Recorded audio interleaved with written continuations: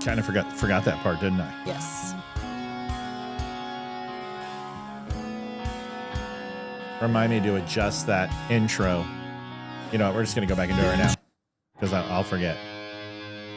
What are you doing? I shortened the clock. The clock was too short. It needs to be like 58 seconds.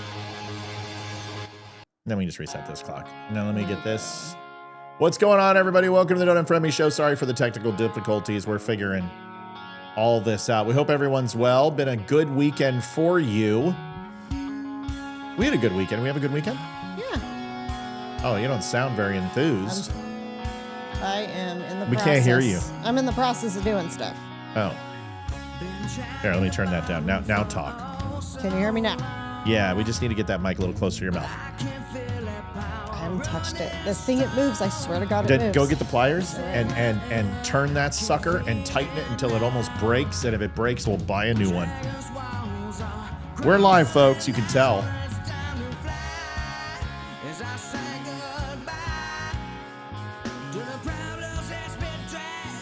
We should have some more viewers tonight, more than normal, because we had a heck of a successful weekend. Keep tightening. Mm-hmm. Don't let it stop. Just keep turning that sucker, Libby. There you go. That's not going to move anywhere now. We ended up some successful videos over the weekend. We did something new, which was of quiet valor, kind of a nod to American history, and then we did a fun Demani Felder video. We had a good time doing that. Yeah, that was great. We'll show you guys that video because it was cool. Stillpoint had a great weekend. If you haven't been over to their site, the band played over at I don't know, what is it? It's not Sum 41. That's a band, but it doesn't matter. It doesn't really. Who cares? Dante's Inferno or Satan's Armpit, wherever they played, it was amazing. They did not play the Don't Unfriend Me show, but they did send Ethan and all of us autographed photograph. I think I've got the autographed photograph right here. Oh no, you're not going to see it. Hold on. I think it's right here behind the double flag. I'll have to change the view, but it literally is right over there. Bear with me. I will make sure that, you know what? Forget it. We're just going to get it right now because, you know, it's important. There we go. There's Olivia upside down. Holy shit. Olivia, you've been possessed. Apparently. Rotate. There it is. Liv, just lower your head. I mean, like, lower it, Liv. It's over there. It's over there in the corner, right? There's a Stillpoint autographed by the band. We're very excited. They gave Ethan a symbol that 6 years they had been using it, and they gave it to us. We gave it to Ethan. They didn't give it to us, but bunch of nice guys for Ethan's birthday. Nice guy. What a nice guy. Anyway, we'll be back. See you guys in a couple minutes.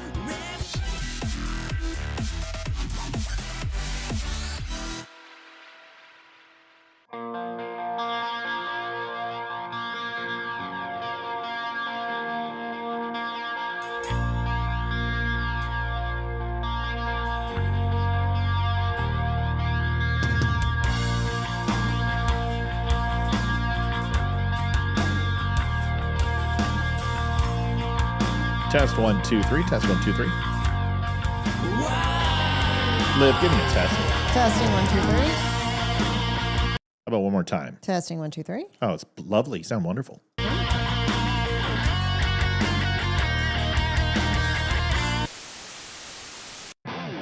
you want the truth?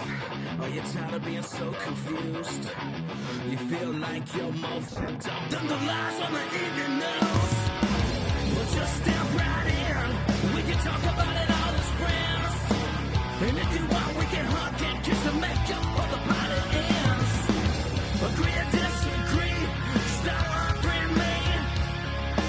'Cause I'm everything you want. Damn, show what you need. I won't tell no lies. Back up on the facts with truth. And if you can't get down with that, you must be somebody's dude.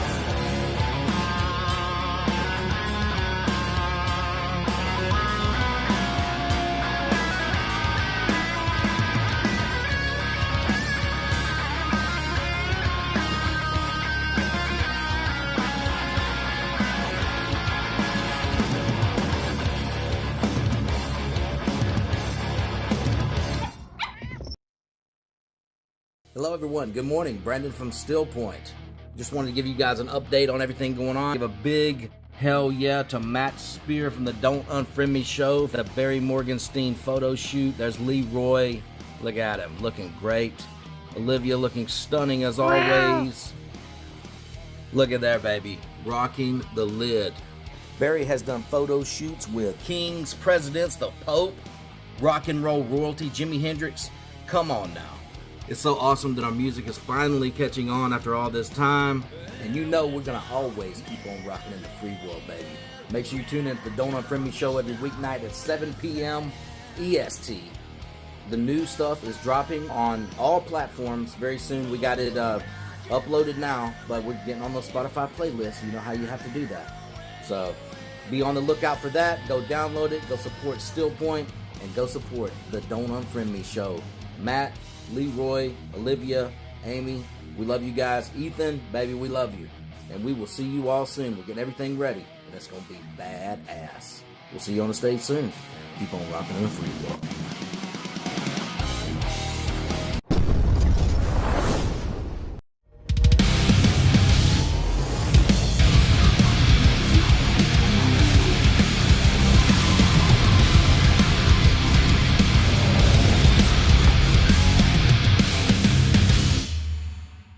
Adjusting transmitter output.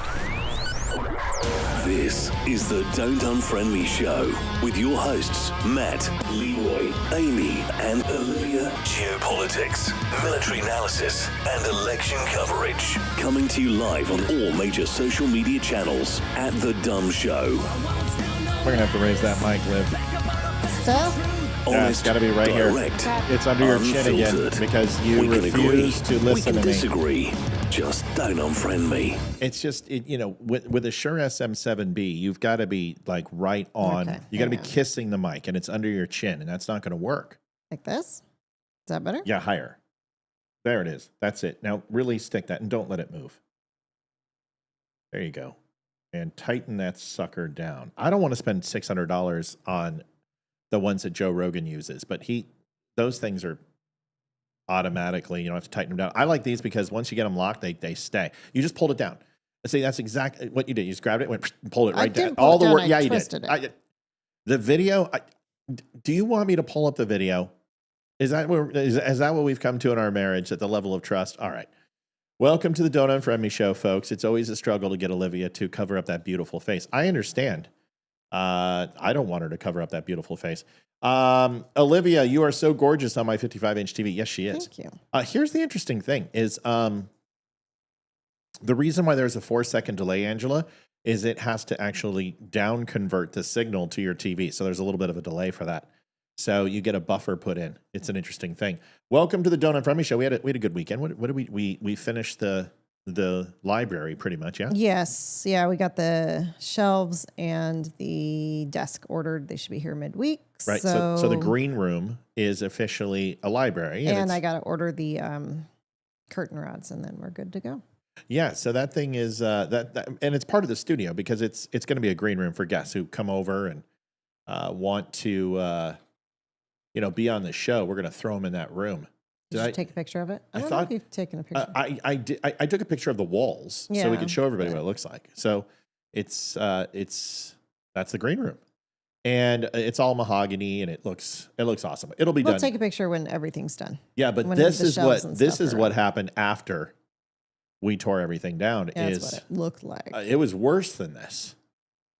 I mean, it was worse than this. I mean, we had so many holes. So I had to put an entire top coat of plaster on. And the fact that we saved any of these walls is ridiculous. So, I mean, they were a nightmare. Yeah. And I got my dining room back. Dining room was kind of our formal dining room was our storage for everything, every piece of furniture and everything. And Yeah. it was just an insane mess. Well, I finally have my dining room back. It's very nice. And that's where Ash sleeps. Yeah, so we'll have all of that out soon, and we'll have our green room. Now, it's going to be interesting because we'll have it by the time we have our first in-studio guest, which Olivia will tell you all about, right? Meow. Right, meow. Mr. T.S. Dixon is actually coming out next week. He'll be on the 24th. So he's going to fly out that day, and then we get to treat him some dinner, and he's going to do a recorded interview with Matt during the day while I'm working, and then he'll be on the live show that night. Yeah, someone says your skills as a finisher are damn good. There's a couple spots. I had Ethan sand it. It was form of his punishment. There's some missed spots, but we're like, we don't care. It's all going to be covered. But for what that was, I mean, we were told you would need to replace like $800 worth of drywall, and we're like, no, I don't think so. So we primed. Where the paper ripped off, we primed it, waited for it to dry, then went in with the mud and had our little trowel and our smoothing and finishing and sponged it out, and it looks good. Now we're feeling very confident. We're going to start painting other rooms in our house. Yeah, it's gonna be fun. So we're excited. We hope you are excited too. What? Oh, I'm sorry. No, you're fine. I'm moving this over. Was the firearm too close? No, I'm moving it over because my mouse is half off the thing and it's driving me nuts. So. Now that you touched it, so you can't touch it without me clearing it. I touched this. It doesn't matter. It's an obsession. Like Apparently. the moment you touch the firearm, I got to clear it. Apparently. It's just the way it works. It's kind of like when you touch. Moving on. So what? There's cat hair on this mic, and it's That's tickling because me. you allow the cat to come in here unmolested, unaccosted. I throw her off every once in a while. So do I. I did the other night. All right, well, let's get to it. You might notice everyone's like, wow, Matt, you're a lot clearer and you're not as red. Well, we figured out one of my lights was casting a red glow. Bobby Richardson coming in hot. Happy Monday. Love you all. $51.99. Wow, it makes me feel like we need to get the show started. Thank you, Bobby. I appreciate it. Sanding is the worst. Actually, I got a circular sander, a ceiling sander. Oh, forget about it. I'll never do any except it got clogged in the middle and set off all the fire alarms. I'm at work, and all of a sudden on my app, our alarm app, I get notification that the fire alarm has gone off. Please evacuate the building. And I'm like, what? Yeah. So yeah, that continued to go off like 8 more times. Yeah, okay. So, but you know what? Not everything works perfectly. But the interesting point about this is, first of all, I want to go back. Terry King said a prayer, and I got your message. Thank you. We love you. And I did. I went down the hall, said a prayer, and I will continue to do so. And we appreciate you very much, and we're praying for you and your entire family. So yeah, here's the video that we played yesterday. And snail mail is crawling your way. Thanks, James. We got the last one. We really appreciate your contributions to the show. Appreciate it. You're amazing. So this is the video. I don't think that's the one. Let me just go to Twitter. So this is what we did this weekend. So Demani Felder had a great video. And it was of a lady who essentially threw, and we've got a lot of news for you tonight and all that, but we like to kind of warm it up with some home cooking here. So Demani, as you guys know, Demani and I have been working together for a while, but officially, most recently, sharing each other's posts and stuff like that because we get along and we have similar mindsets. So he does this amazing video of some wacko chico who orders a Trump stress doll and splatters the doll against the wall. And I'm sitting there going, and one little segment of what he said was pretty much, what did he say when he was like with the dolls? He said, "Oh, who would order these and spend their hard-earned money just to throw them against the wall or ruin them or something like that?" Yeah, and I changed the camera so we can look at each other now, and I think we should more. It makes it more. Well, hello, dear. How are you? Sexy. Holy shit! Maybe we shouldn't look at each other. Moving on. It's like two octopi in heat. I decided, okay, I had an idea. So I went to Olivia and I said, listen, I want you to do this reaction video. And I want you to watch this. And she goes, huh? And so she didn't get it at first. And then I think she finally got it. And then we crushed it. And what's hilarious is I'm trying to think about, I'm writing this as we go and we get everything kind of situated. And I'm watching her watch the reaction video. And I'm like, God, she's hot. I mean, like I'm getting distracted watching her watch this video because she's just naturally pretty. And her facial expressions are so endearing. It just. And I have to say that Ash. Oh, First take. Ash was perfect. First take on Ash. No training necessary. She did fantastic. All right, so here's the video, and then we'll get to work. I love the new lighting, by the way. Everything's exactly as it should. It's bright. It pops. We look in color. All right, here it is. Oh, did I change the audio? See, I'm going to do it before I got caught. Ha ha. Yep, I didn't change it. There we go. All right, here we go. So watch this. This is funny. Agree. Or just can't believe what's going on. Here we go. You already know what's coming. Agree. Or just can't believe what's going on. Here we go. You already know what's coming.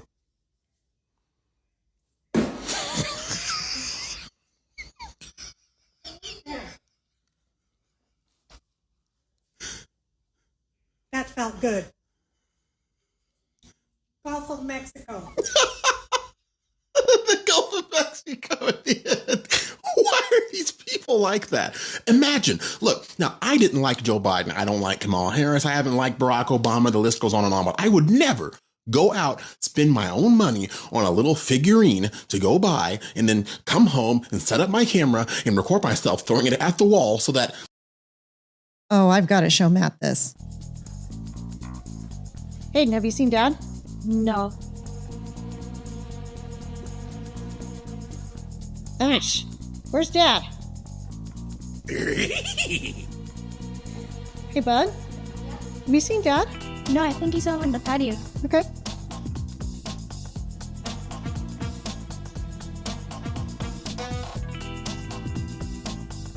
What in the world?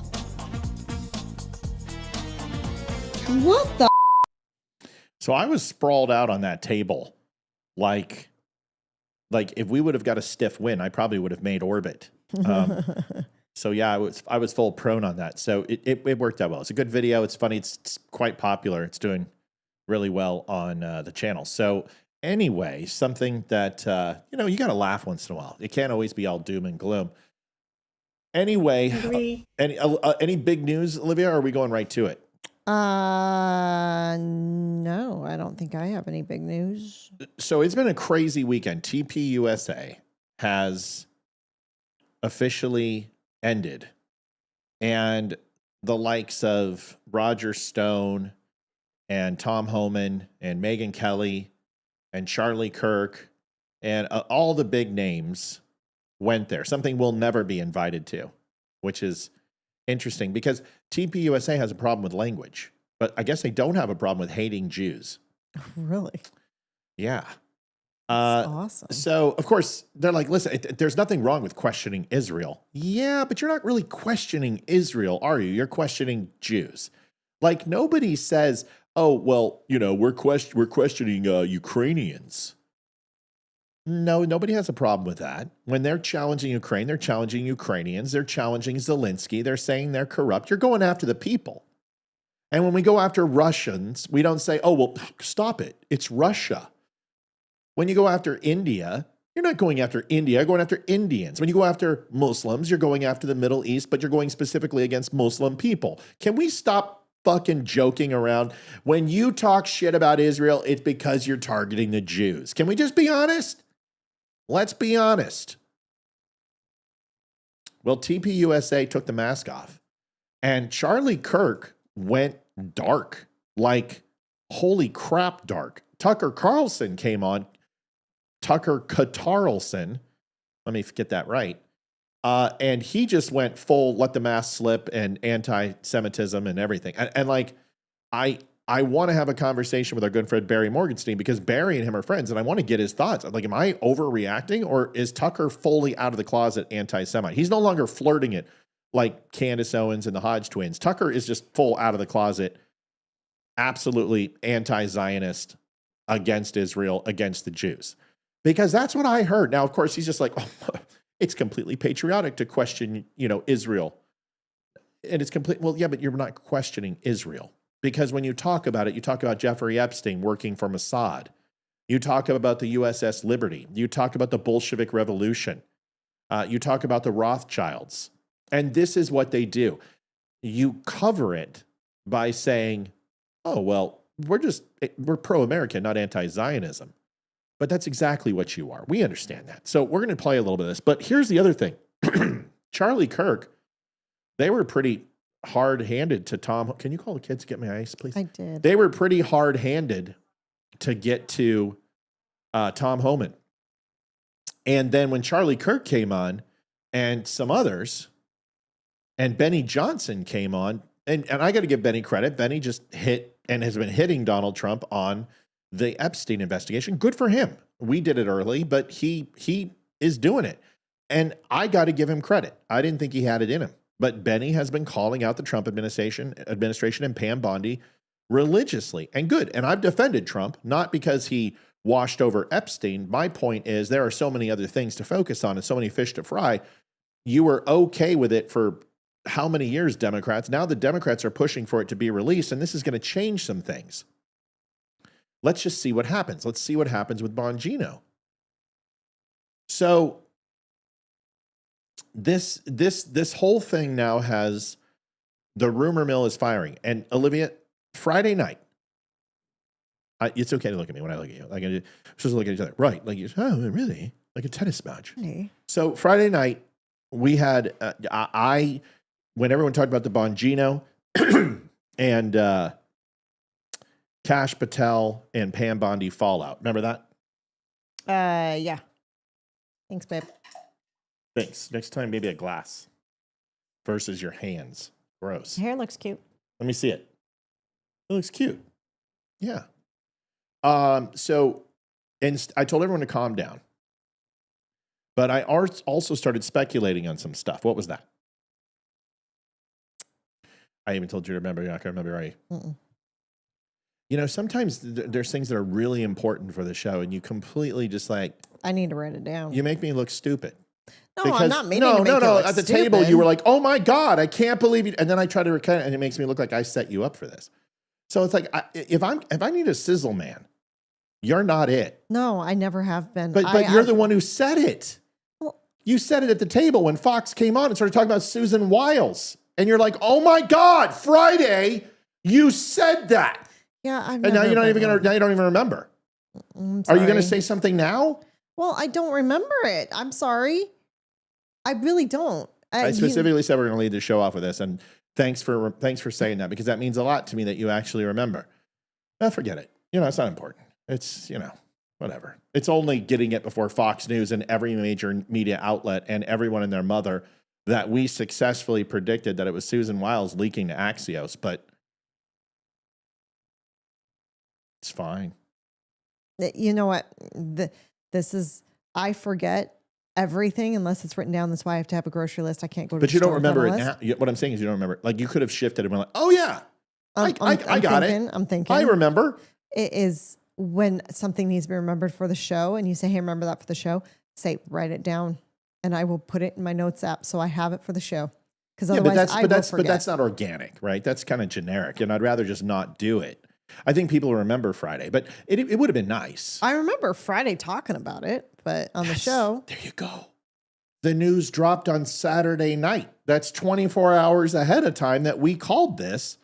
And that's what I'm talking about. It would have been like, hey, Matt, I want to really congratulate you. And, you know, but it's okay. It's just, you know, it's kind of like roses, you know, they're just only on Valentine's Day. Even if I get them then, it's fine. Yenny loves me. Come here. Hi, Yenny. Do you remember when I said Susan Wiles, honey? I remember talking about it on Friday. Oh, sorry, talking to Yenny. Yenny says, yes, she remembers. She says, hi, everybody. My name's Yenny Sauce. I'm the sweetest kitty in the world. She's the autistic furball. All right. Well, luckily, I'm not too crushed. Anyway, the point is news came out that Susan... She's going to bathe herself where you touched her. She's like, oh. She's like, the human touched me. Get off of me. I have to groom myself now. So news came out after we talked about it on Friday. And it was like, literally, we're kidding, but it was like prescribed. Susan Wiles, Axios, the 4 reports from Axios. It's like, it's getting hard to believe that somebody doesn't watch the show. Because we didn't hear this. Come on, seriously, I say this a lot, but who heard this anywhere but this show? Nobody. So to hear it, I'm sitting there going, my God. I know. Jeez, Kat. Come lay down. Now you know why I was like getting off the mic. Oh my God. Cat fur. So Saturday night it comes out, it drops that it's not Bongino versus Patel, or Bongino versus Bondi, it's Bongino versus Susan Wiles. Now, okay, but we still were like, all right, let's hold on. Let's not jump the ship. Let's not jump the gun. And we waited. Mm-hmm. And then tonight, right before we came on, and I got to give Benny credit. Benny has First of all, Benny and Laura Trump had a conversation today, a big one. Interesting. And she was on. And then like 4 hours later, Benny's like, Trump official and I had a conversation. And I'm like, well, Laura Trump, obviously. And that Donald Trump has heard the message loud and clear, that 7,000 fans at TPUSA were not happy, that the internet is absolutely buzzing and pissed off at Trump, that he kind of trivialized the Epstein investigation and kind of stuck it to his supporters. And let's face it, he did. I mean, let's just be honest. Today, when he said he was going to send in all the weapon systems into Ukraine and go full tilt, nobody could be happy about that either, because he said he wasn't going to do it. So there's some things happening here that people didn't vote for, and tempers are a little raw and thin. So it's my understanding that they are looking at assigning, let's see if Olivia gets this, assigning a what, Liv? To the Epstein case. Assigning a what? Oh, a special prosecutor. Special prosecutor. Yeah. I got that. If only someone would have told you that. So you told me that. I know, but I'm telling them. Oh, okay. This is never going to work. You're never going to be my Bonnie to my Clyde. It's just not going to happen. Nope. You're going to be my Heckle to my Jekyll. Yep.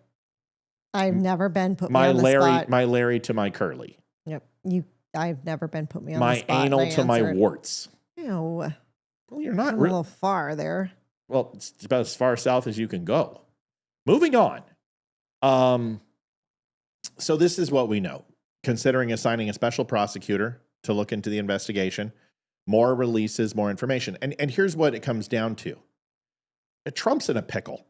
There's a reason why some of it can't be released. And we don't understand why. I mean, some people are saying it's because he works for Mossad. That's the dumb one. Okay. It's probably because there's other nations involved. Well, you got to look at it this way. Okay. Can I give you a scenario? Do you mind? Sure. All right. So let's do a scenario. How close was Trump to death when he ran? Very. Like twice. Yeah. And we also know that Iran, even though people are like, Iran, they're making it up, whatever. There's been a serious threat with Iran wanting to kill Trump. And they just released it today, another with a supreme leader saying that they want to kill him. Now, if I'm walking you through this hypothetical, you can't be on the computer because you're not going to, I'm going to ask you and you're like, huh? We have several new viewers on Rumble all and YouTube. New viewers, hold on. Hi, hello. new viewers. Hi, we love you on Rumble and YouTube. Yes. Okay, we'll talk to you guys in a second. We love you. We got to do this. Okay, so almost killed twice and had an outstanding assassination plot against him from Iran, correct? Mm-hmm. Okay. Let me ask you guys a question. If you were to imagine on the Epstein list, who would be on it? And there isn't a list, but we're talking clients who diddled kids and that Epstein blackmailed. Who would be on this thing, do you think? I mean, just give me a couple guesses. Not people, but titles. I would assume top executive presidents, Sure. CEOs, okay. vice presidents. Slow down. So executives, right? Mm-hmm. Okay. Whom else? I would assume it is going to be government officials. Some. Yeah, so senators and state legislatures and judges and magistrates and noblemen. Okay, good. All right. What else? I would assume it's going to be top people from other countries, maybe like Iran, maybe like the prince or something like that. Or there's no prince there, but let's but the crown prince of Saudi Arabia, maybe. Yeah, that's what I was thinking. Or possibly the royals in England. Okay, who else? Now that we've got the legal charter, well, let's also do celebrities and musicians and that, right? Mm-hmm. Right, because I mean, celebrities. Yep, There's celebrities, yeah. Okay, so celebrities. So now, I did my Benny pose. Sorry. So, besides that, Oh my God. besides, I can only give him so much credit. Then I got to rip on him. So now we've got celebrities. Now let's go to the shadier underbelly. Who else could be on it?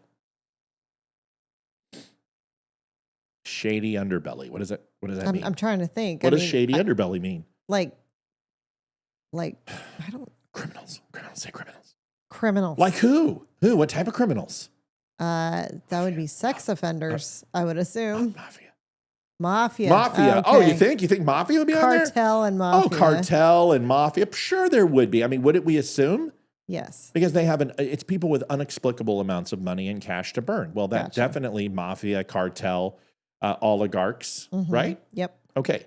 Gamblers, degenerates, people who are easily blackmailed and influenced. Now, what about government officials? Maybe some intelligence people might be on there too, who are compromised, right? So now we've got the idea.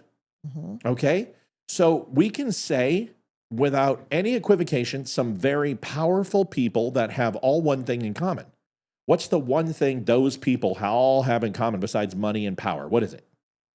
They don't want something. What do you think they don't want? They don't want their names out there on that list. They don't want to get. They don't want to get caught. They don't want to get caught.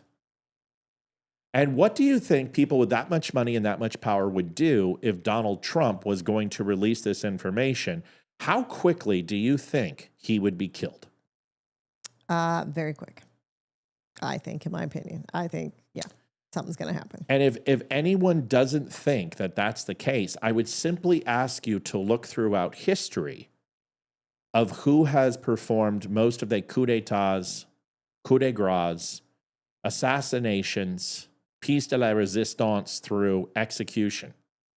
Who usually does this? Governments, billionaires, princes, royalty, kings and queens, noblemen, criminals. And we have to be careful because Trump is already wanted by multiple people. Iran wants him dead. Countries in the Middle East want him dead. The cartel wants him dead. I believe there are Democrats and powerful billionaires who want him dead. I even think there's factions in our own government who want him dead. Oh, I'm pretty sure of that. Well, we learned that when the Secret Service stood on 10 days of a death threat and didn't do anything about it. Yep.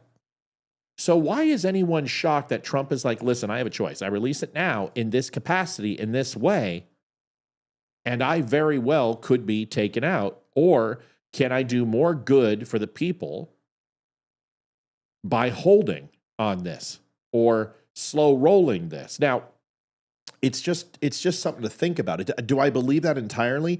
No. But what if Secret Service came up and said, sir, we have had multiple death threats, and we are at the point where we are so stretched thin that if you add any more wood to this fire, it's not going to happen. Yeah, we can't protect you. So if Secret Service or NSA or whatever comes to you and says, Mr. President, the probability of an assassination attempt is now not only high, but even with what you're doing with the border and illegals, it's highly unpopular. You've got trans activists shooting up people and shooting up places over things like this. And at this point, you might need to slow your roll a little bit. Yeah. So we want to think about this for a bit. Now, was Dan Bongino pissed? Absolutely. Anyone who doesn't know Dan Bongino. Dan Bongino is a hothead. So am I. And there's certain triggers that he has. And I am positive that Pam Bondi leaking that memo to Axios or Susan Wiles leaking it to Axios, because I guarantee that's what happened. And I told you that's what happened. I told you this on Friday. Go back and watch the tape, even though Olivia doesn't remember. I remember. Okay. I thought you were talking about, like, we talked about it on Saturday, and I'm like, I don't remember that. I remember talking about it on Friday on the show. Yes, It's I a do little remember late. that. Now, maybe we can rewind the segment. I can cut it live. And everybody, look into this. Look into the red light. All right, guys, you're just going to see a quick flash. So, Liv, Friday we had a conversation. I don't know if you remember it. Do you remember what I said? Yes, I do. What was it? That You still don't possibly remember. Susan Wiles could have leaked the memo. Right, good enough. But she did, and she leaked it to Axios. And I guarantee this pissed off Bongino, because what it did was literally it ruined him in his own eyes. It ruins his credibility. And he's like, guys, I said this shit, and then now you're gonna backpedal this or close this down, but you don't need to do it that way. Simply tell people that we are continuing to work on it. Let's give them an update. And this, he's got to have a life outside of FBI. And these guys, they're kind of bulletproof. Donald Trump's not going anywhere. So Dan Bongino probably was like, dude, I have an empire to protect. I've got a $20 million a year job to protect, and you guys just bent me over the fucking table. If I was Dan, I'd be upset too. But Dan is going to stay according to the reports and cash. Now, here's my prediction. I don't think Dan's going to continue to stay unless they do something with the Epstein files, because I think Dan will eventually blow up, just like Elon. I told you Elon wasn't going to last. I said, the other shoe's going to drop. We'll wait till this relationship and this love affair ends. And it did. The honeymoon period ended. Tragically. Dan Bongino's the same way. And it's not that Dan's an asshole. Dan just doesn't take any shit. And this is the president of the United States, and he's got no problem telling people where to shove it. This doesn't get on very well.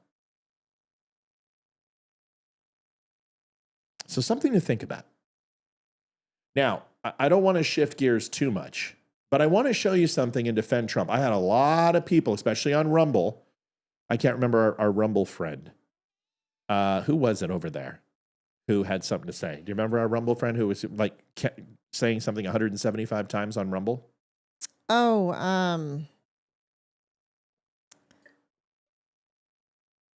Come on. I can't remember who it was, but I know who you're talking about. I just can't think of their handle right now. Okay, so they were over, and what did they say? Do you remember?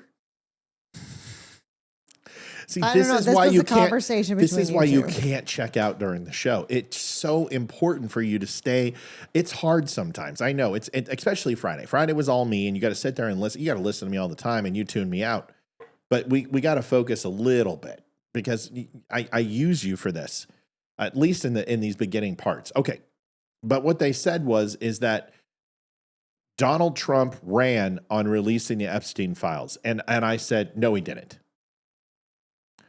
And it created a little bit of a controversy. So what happened was I went and got some evidence of that, and I showed a video. But before I do that, It was Fisher, by the way. that was Fisher. That's right. Thanks, Debbie. Thanks, Debbie. You can see a couple of Olivia's toes in the video. By the way, just FYI. FYI, Debbie. Is the AC on? Should be. All right. So 20 promises to the American people. All right. Nothing here says anything about Epstein. And you can go into Project 47 and there's nothing. Seal the border, carry out largest deportation, end inflation, American dominant energy, keep outsourcing, large tax cuts, defend the Constitution, prevent World War III, end weaponization, stop migrant crime epidemic, blah, blah, blah, blah, blah. Nothing about Epstein. Nothing at all. Now, does that mean that he didn't talk about it? Of course he talked about it. Of course he talked about it. We know he talked about it. You guys can see some of my trolls that come on. And I'm locked and loaded, just waiting for him to say something. These are some of my trolls. Oh, a little bit of Bill Clinton with Ghislaine Maxwell in the background. Photo you guys probably haven't seen. No, it's not AI. We'll talk about some other photos. But anyway. So that's something to think about, right?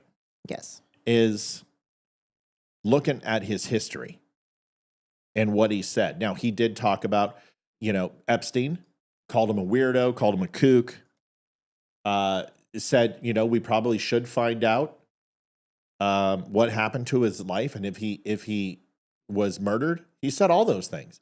But this was a thing of controversy. So I went and got you the full clip because I remember it. I showed this live. And I was so impressed because Duffy's wife, who, her name, Rachel Compost Duffy. Yeah. Marie Oslot Joseph. Yes. That one. Three name her. First of all, I think she's very cute. Any woman that's short with brown hair and brown eyes and kind of not itty bitty titty committee, but is like, has a good build and good figure, I think is hot. And of course, because any woman who looks like that after having 9 children and is older than me is totally cool. Yeah, Rachel Compost Duffy's hot. Now, when she talks, that's another thing, but she is hot.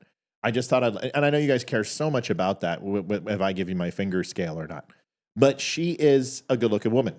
Love her hair. Love the Farrah Fawcett feather cut. It's just great. But I remember this interview specifically because I showed it to you. So now you get to listen to it. And I want you to listen to what Donald Trump said because I added context to this. And I hope, who's the person? Fisher. 508 Fisher? Yes. I hope Fisher watches this because this is for him or her. And here it is. The FBI, all those institutions. You're right. Some people think that one way to build trust is to declassify things that everyone's talking about. I know you talked earlier about, I don't want to be a conspiracy theorist. So if you were president, would you declassify, you can answer yes or no to these. Would you declassify the 9/11 files? Yeah. Would you declassify JFK files? Yeah. I did a lot of it. Would you declassify the Epstein files? All right. Now, listen to this. He says, yeah. But he immediately mentions what he mentioned on Truth Social about the records being phony. And he says this before he was even president. This is before he was president. This is during the election. So I want you to listen to what he says. All right. I guess I would. I think that less so because, you don't know it. You don't want to affect people's lives if it's phony stuff in there because there's a lot of phony stuff with that whole world. But I think I would, or at least do you think that would restore trust? Help restore trust? Yeah, I don't know about Epstein so much as I do the others. Certainly about... See, what is this guy? Hequibus? Mm-hmm. We're not crying about Epstein dip fuck. So, leave. God, I love Twitter /slogan sayings. I love these people who embrace their fucking loot speak. And it's like, dude, how can you have a name like Hequibus, but be so fucking trendy like a TikToker? Come on, man. We're not celebrating or talking shit. We're just showing you the facts. Sorry that triggers you. The way he died, it would be interesting to find out what happened there because that was a weird situation and the cameras didn't happen to be working, et cetera, et cetera. But yeah, I'd go a long way toward that one.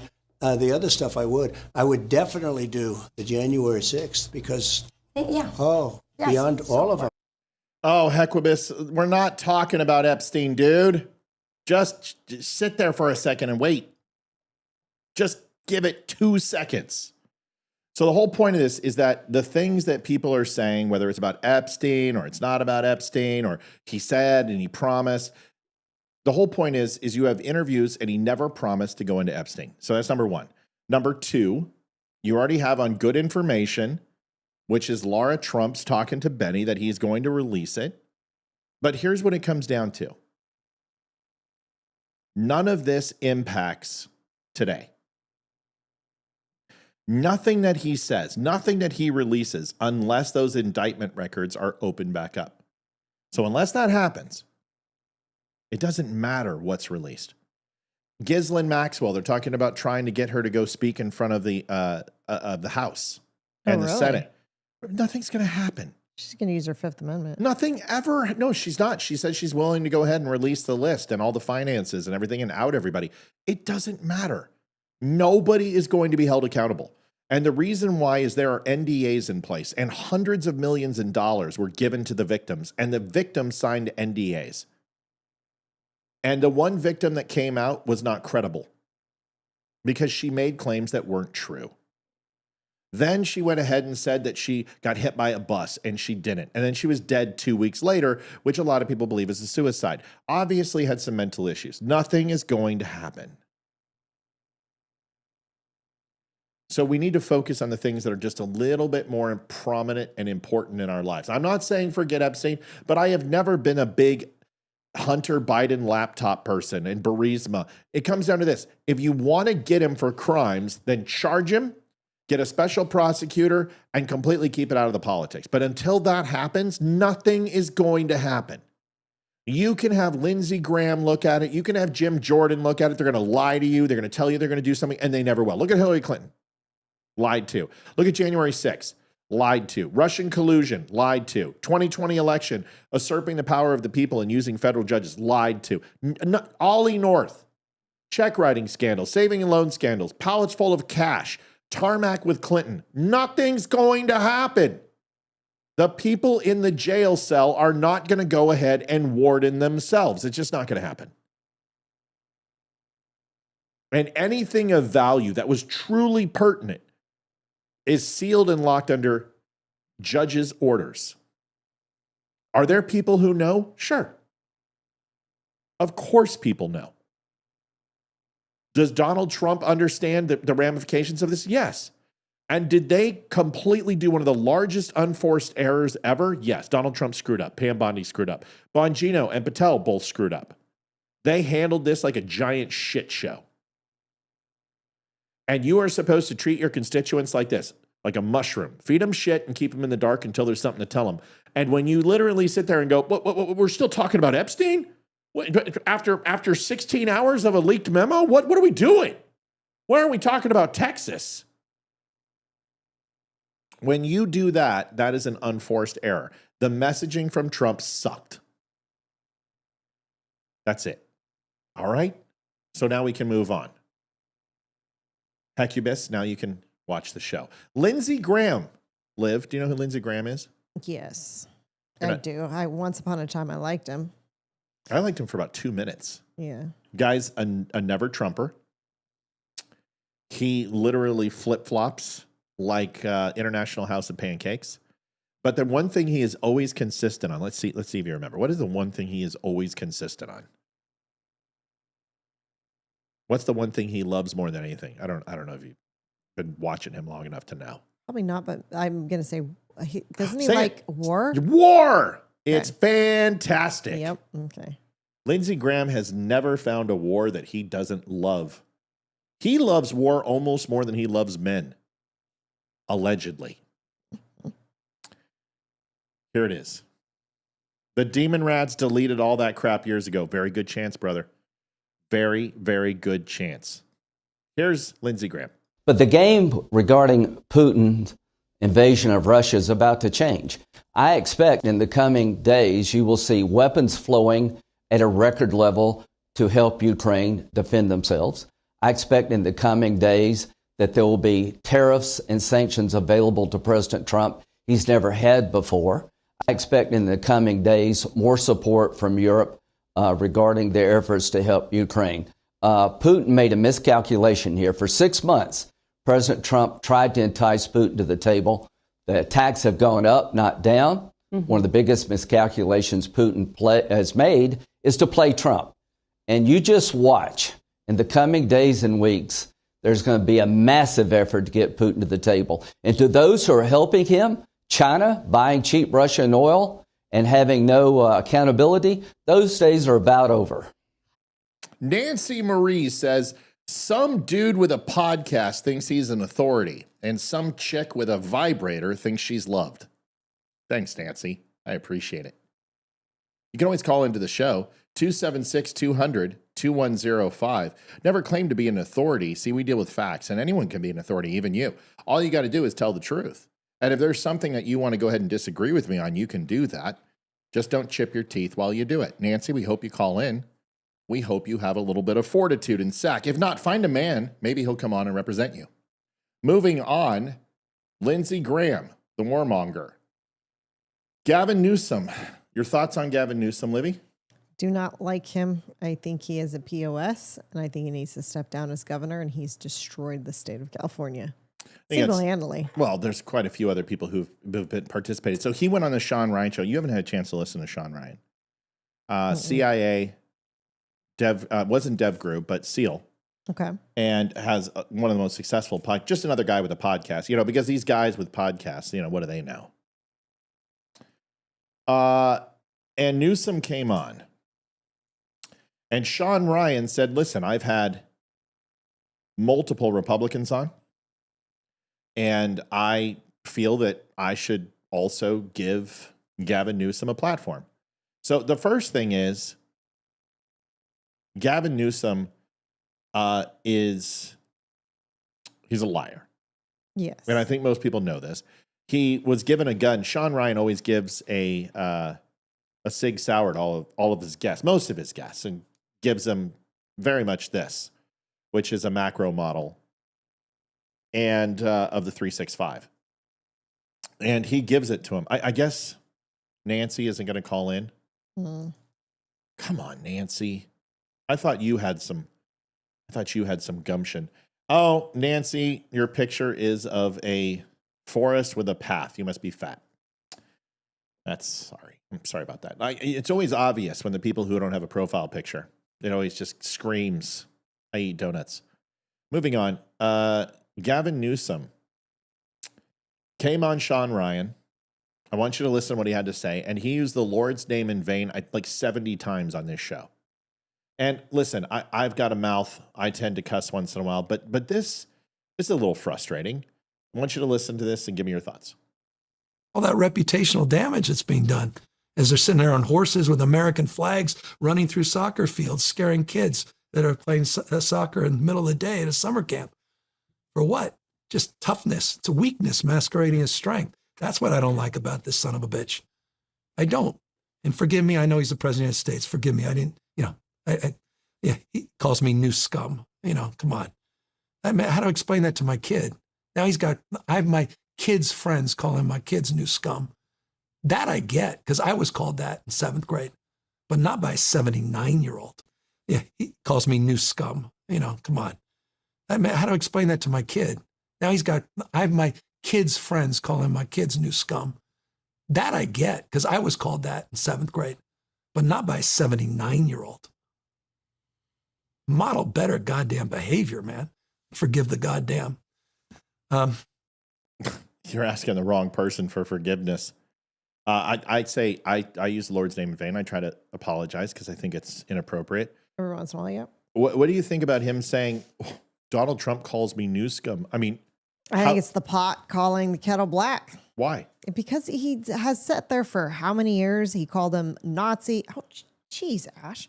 Called him a Nazi, called him a racist. I mean, he's called Trump every name in the book. And he has tried undermining Trump every chance he gets. So I think he needs to go cry in the corner because he got called a name by somebody else. Boo-hoo, boo-hoo, boo-hoo. Well, this guy. Jeez. I mean, seriously, give me a break. Joanne says, hey, now I planted the garden from scratch. That's why it's my profile picture. Joanne, when I take after people, very rarely does it mean it translates to other people. People who come on and snipe deserve to run away in fear. I want them to never watch my show, and I want them never to come on because there's people who are too far gone. And anybody that comes on and goes, there's a guy with a podcast, you're surfing a channel of nothing but podcasts. So basically what you're saying is it has nothing to do with me or my credibility. It's that I'm saying things that you disagree with. And those are the shows you should watch, mind you. That's why I watched it with Sean Ryan and Gavin Newsom, is because I want to hear the opposition's opinion. I want to hear different takes because I don't want to live in a vacuum. So those people are too far gone. It's just too much work. I feel like I'm a doctor and I'm like, you're stage 4 and it's in your brain. Yeah, you're toast. You're cooked. At this point, cash in your life insurance and go to a strip bar. I mean, because otherwise you're toast. The point is, you guys should listen to this because Gavin Newsom is slick. He talks very, very well. And that's why he is where he is, because he knows how to talk. He knows how to charm. And I hate to say it, he's easy on the eyes. I mean, he's a handsome guy. I'd do him. Give me a little bit of Barry Manilow and a back rub. He's got that charm to him. And I mean, I can see under that, but he just, he can hypnotize people to like him. Yeah, and he's charming. And a Youngkin and Newsom ticket would be ridiculous because they literally have the same flair and panache, but they are polar opposites with their beliefs. And it would be one hell of a race. I mean, Newsom's going to get his ass kicked, but he'll win California. And if you can win in California and New York, you're in the primaries and you're in a general. So he can win California and he can win New York and he'll win Washington and Oregon. He'll take New Mexico. He'll take the Eastern Seaboard pretty much outside of the Carolinas. And you're going to have a situation where he very much could be the Democrat candidate because who else do they have? Bernie Sanders, Liv? Do you think Bernie Sanders is going to try and run again? I don't think Bernie Sanders is going to be alive. That's a good point. By then, I think they have a better chance of giving some smelling salts and a electrocataprod enema to Biden. Maybe Buttigieg again. Oh no, they should give it to Kamala. They should be so good. I think Kamala could do it. Totally. This time for real, she can do it. Oh, totally. Sure, this is she won't be voted in. I love Venn diagrams. I really do. I love Venn diagrams. It's just something about those three circles and the analysis about where there is the intersection, right? Yeah, I see people, you agree with me, right? Right. Yeah, some people like Gavin Newsom's sick. Those are like the people who say that AOC is sick. Yes, when she talks. But Gavin Newsom, for people who are not into politics, who only watch it 3 months out of the year during the general election, they won't know any better. That's how Biden got it. That's how Kamala got as many votes as she did. Folks, come on. Do you need any more proof? Yeah, there are people who only watch they'll watch the debates with the final candidates, and then they'll watch the news about 3 to 4 weeks before the actual election. And that is all they watch as far as news and anything to do with politics. So they're only seeing those politicians' best faces. They're not actually seeing who the real person is and what they've done in the past because they don't research. Yeah, and it's just... Or they're just voting the name, or they're voting the party. That's what I did. Yeah. When my first election was Bush Jr. in 2000, and I just voted down ticket because I knew nothing about politics. Sorry, dog barked. Who's got her? It would have to be Hayden because Ethan's gone. Hayden! Okay, she's coming. Don't yell at me. You yelled at her. That's because I have to. But she's like, I'm coming. I was just saying it before she could say it. Maria Madero says, "Oh, got your feelings hurt, greaseball. It was okay when you called President Trump names." Exactly. That's Olivia's point. Yep. Exactly. Boo-hoo, go cry to mommy. Did you let her out? It's okay. Don't close the door, please. Don't let her back in. You guys gonna go take her for a walk? Oh, never mind. Go take her for a walk in the rain. Okay, we're busy. Nancy Marie, you should follow your 10 types of people to avoid. You broke most of those. Yeah, I'm not the guy you want to mess with. Nancy. Go suck down a quart of Ben & Jerry's chocolate. Ooh, that sounds good. We should go get some Ben & Jerry's at the store tonight. You and my wife can eat it. See, the difference is that she'll be hot even when she's half your size. Newsom reminds me of the schoolyard bully, who will make fun of everyone and call people names and pick at them and steal their lunch money and doesn't do anything good for anyone. And then as soon as one of those that gets bullied stands up to them, they go running home to mommy or the closest teacher. That person's picking on me. Yeah. Yeah. Folks, we're sitting at $51.99 donations. We are a self-funded podcast. And without you, we don't make bail. So we'd really appreciate it if it'd help us out. Bail? Did I say bail? I meant rent. Yep. I gotta go take a pee break. So it's great time for a commercial. Okay. So folks, since you don't know what we're about, we're going to show, you're just going to leave? Yes, I have to pee so bad. I'm sorry. I like big butts and I cannot lie. You other brothers can't deny. Hi, I'm Olivia Spear, host of The Dumb Show. For 3.5 years, we never asked for donations, but after Facebook demonetized us for speaking the truth, we've had to turn to the one thing big tech can't cancel: you. I'm Hayden, Matt and Olivia's daughter. This show's never chased sponsors or sold out. We've built something honest, and it's thanks to you. I'm Ethan, their son. Every share, every dollar, every message, you're the reason we can keep calling out the BS and bringing color back to the world going gray. If you want to help, we take PayPal, Venmo, or snail mail. You can send it to P.O. Box 2, Round Hill, Virginia 20142. Can't donate? No problem. Just share the show with someone who needs to hear it. Thanks for helping us stay loud, proud, and completely uncensored. You can donate at thedumbshow.com/donate. You know what happens when you turn the dial harder? You can make a harder grimace. The harder you grimace, the more effective it is. You tighten it so freaking. I can't do it. I can't untighten it. That's what she said. That's what she's. Oof. Oof. Coming in with it. Pounded. Pounded. Ugh. Pounded. Child Good for you. got 15. Ethan, you look like a hippie. Told we too beautiful. You know this is recording, right? Okay, let's go. Smile. Don't start with me. Donations. Every time you don't smile, I'm gonna punch you in the ribs. Donations. Take one. Scene one. Ready. Set. Ethan. Break.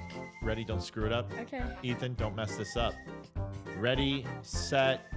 Action. No. Whoa. Director calls action, not some stupid toddler. But we've built something. There's no but there. Why do you've been doing this since you were 2 years old? Try it again. Just share the show with someone who needs to hear it. He's so much better than you at everything. Better at Hayden, he's just like, even, it's just, go ahead, Hayden. Go story. Thanks for helping us stay loud, proud, and completely uncensored. That's a wrap. Well done, Spear family. I bet we make no money. But I'm gonna owe them money without. Hayden, do your thing again. Oh yeah, cut it. Baby shark, doo doo doo doo doo. We appreciate it, folks. Thanks Hey, for Matt, congratulations. taking a pee break. And Olivia is back, which is a good thing. We'll see if we got any donations. $51.99 was started by Bobby, and a little bit slow today. Are But you that's, saying I have a big butt? it's not that it's big in the sense that it's like some badunkadunk. It's like it's PHAT fat, not FAAT. It's like good fat. Like, damn, that's fat, not fat. Mm-hmm. Like, you have any room to like quibble about how I treat you when it comes to that aspect of our lives? That's good. So yeah, we'll figure out about donations. Hopefully we get them. Usually Mondays are very good for us, but I think people get into the show and they forget that we're on. Moving on, H-1B visas. H-1B visas. So these are the H-1B visas are bringing in, like, you know, the doctors and the lawyers and the people from India who are actually, you know, Pakistani, who are, you know, neuroscientists. This was the whole shtick that Elon Musk said. $103.99 total, $51.99 from Maddie Holiday Sauce. Come on, dummies, let's get the donation rally going. And that is a huge number. Appreciate it. Thanks, Maddie. So that's the whole point of this is let's see how some of these H-1B visas are doing. Here is an H-1B visa who was caught in a Target. Liv, you know Target. Yes, I go there every week. And she spent 7 hours inside of a Target and stole thousands of dollars in merchandise. Debbie Hensley donated $5. Who is going to match this? I don't know. Hopefully it's somebody. $108.98 to goal. Thank you. So here is a video. I figured you would want to see this because this is interesting.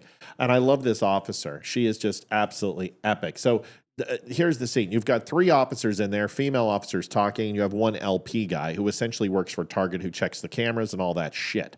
Joanne Townsend coming in with $10. Thank you, Joanne. Totals $118.98. We're over 33% to goal. That's what we're talking about. Appreciate you. Thank you for doing that. Here is this lady who was caught red-handed, and it's amazing how quickly her story changes. This is just one of those things where you want to say, you know what? This is the type of person that like hits you in the parking lot and takes off, or flips you off and gives you the finger. But once they're caught, they change their tune. Here it is. You flew here from India to America. Exactly, but the passport is not with me in this bag. Do you have a picture of it? Listen, I don't want to get into any trouble. Yeah, it's too late for that, girl. Pull up your passport. No, but then what am I supposed to do? That's none of my business. I don't know. You shouldn't have been stealing stuff. I've not yet done anything. Oh, you have. Pull up your passport. For what? What do I do? Okay, so you can pull up your passport now, or we're going to take you back to the station and you can pull up your passport there.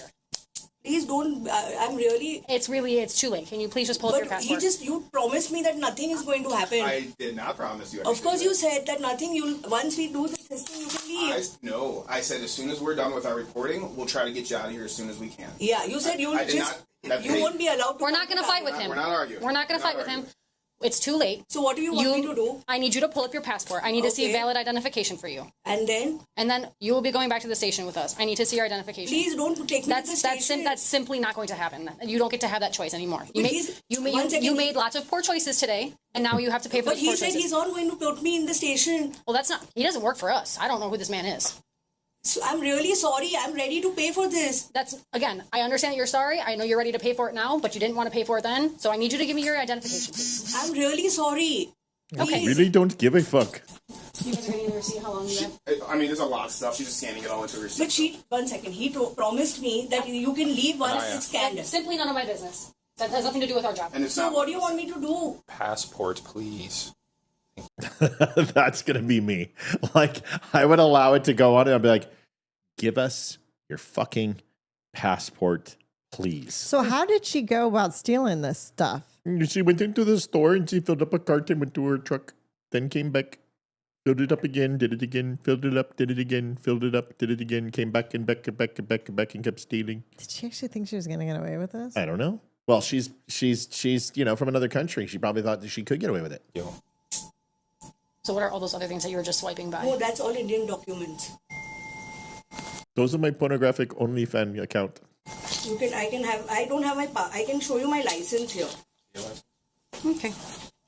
So who's Jamisha? Me. So Wait a second. Your name's Jamisha. That doesn't jive with the paperwork she just filled out. Who's Anaya? This is my name also.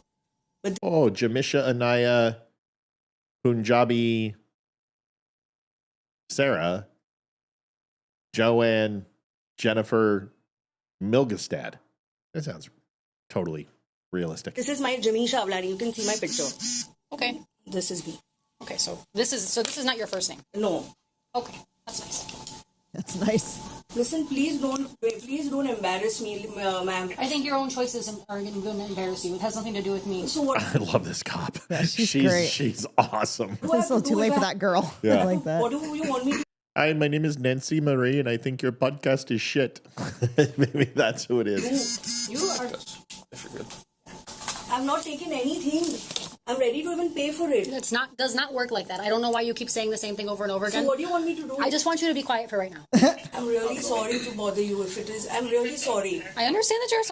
She says, Matt, does she have Down syndrome? No, because it's not. And you're not being rude at all. But a lot of people from Pakistan, India, they have that look. Who is the guy from that TV show where he's a hacker and he was also the King Tutankhamun in. He also played. Joanne Lutman, thank you, great show per usual. Thank you for $20. Thank you, Joanne, love you. He played Freddie Mercury. I don't need any more movies. What's his name? I don't remember. Anyway, that guy who was King Tutankhamun in Night at the Museum. He did the hacker show where he hacked computers, and that was on like. I don't know, but you guys. Yeah, I remember that. Look him up, babe. This is This is your job. Like you're the Robin Quivers of this show. Like you're the news person. You're supposed to be like, well, Matthew, I just found it, and his name is blah blah blah blah blah blah blah. You know, we're working on it. We're gonna continue. No, I don't think it's continue. His name doesn't sound. No, continue with what you were saying. I don't think that's the name either. It's oh god, it's on the tip of my tongue. All you got to do is just type in Rami Malek. Yeah, Rami Malek. Okay, so are you sure? It's Rami Malek. Rami, yeah, it's Rami. I think so. It doesn't matter. That guy. She looks just like him, and that should answer everything you need to know. Not all people from that country, but certain sects do have that look, and she does. No, she is not. She does not have Down syndrome. Sorry, I'm not from this country. I'm not going to be staying here. Okay. How far? Okay. Are you allowed to steal things in India? No, I didn't think so. I didn't think so. Okay, the minute the door opened, he came. I returned back. I said I was just waiting. I've not gone away. How would I even run with these bags? So anyway, wow. I guess in India, they don't understand. Just shut up and you're caught. And this isn't the part to deliberate. Yep. Most of the time, if you're caught shoplifting, it's your first offense. You're going to get a ticket. But this lady stole thousands, and that's a felony in most cases in most places, unless you're in California. So was she deported? Certainly. So I've got a question. So she got a passport, and the only thing she came over to do was do that? No, but people think they can get away with anything. So she resulted to crime and started stealing, and that's typical. Okay. Stupid. Great for her. Like I said, she could have done an OnlyFans account, Pakistani, women who look like them, downsyndrome.com or something. But, whatever. The point is, the days of you getting away with shit like that are over. I mean, officers feel empowered. And the thing about Donald Trump is that you're going to get the backing, especially on a passport. You're in this country, and you're out of here. Yep. Revoke your passport, you're gone. It's a crime. That's it. No trial. Forget it. They caught you on video. You're out of here. Thomas Austin donated $51.99. Thanks, Thomas. $190.97. Appreciate you. But here's the thing. Shoplifting, cops right there can assign you a ticket. You don't need to go to court for shoplifting. It's like jaywalking. You don't go to court for jaywalking. Now, you can challenge it if you want to, but the thing that's going to happen is that you're going to have the police officer say it. Their word is going to beat yours, or you're going to have a video from cameras at that place. You're screwed. And they have it open and shut, guys. These LP officials now and the cameras that they have, they are so good at what they do. Mm-hmm. You're not going to get away with it.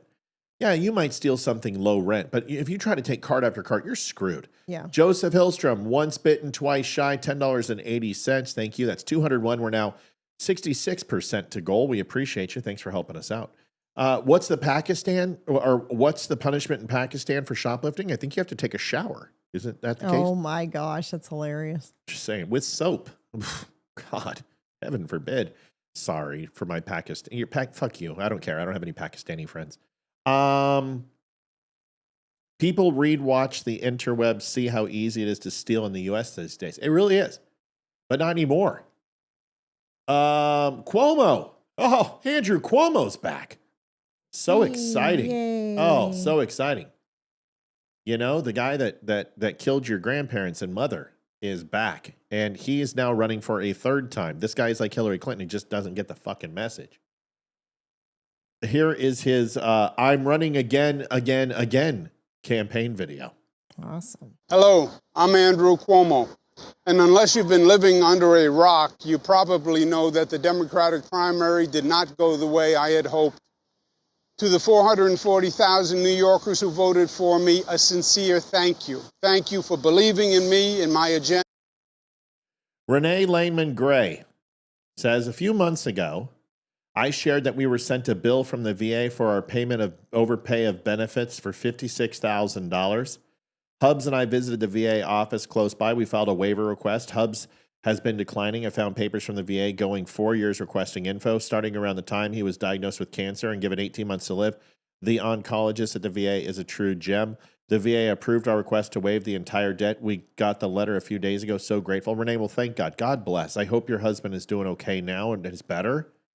And that's great news. That should take some stress off. Take that money and go and do something nice. Buy yourself a pretty dress, some pink polka dot house shoes, or go out to Applebee's and get a Pepsi. Whatever it is, go have some shenanigans. Come to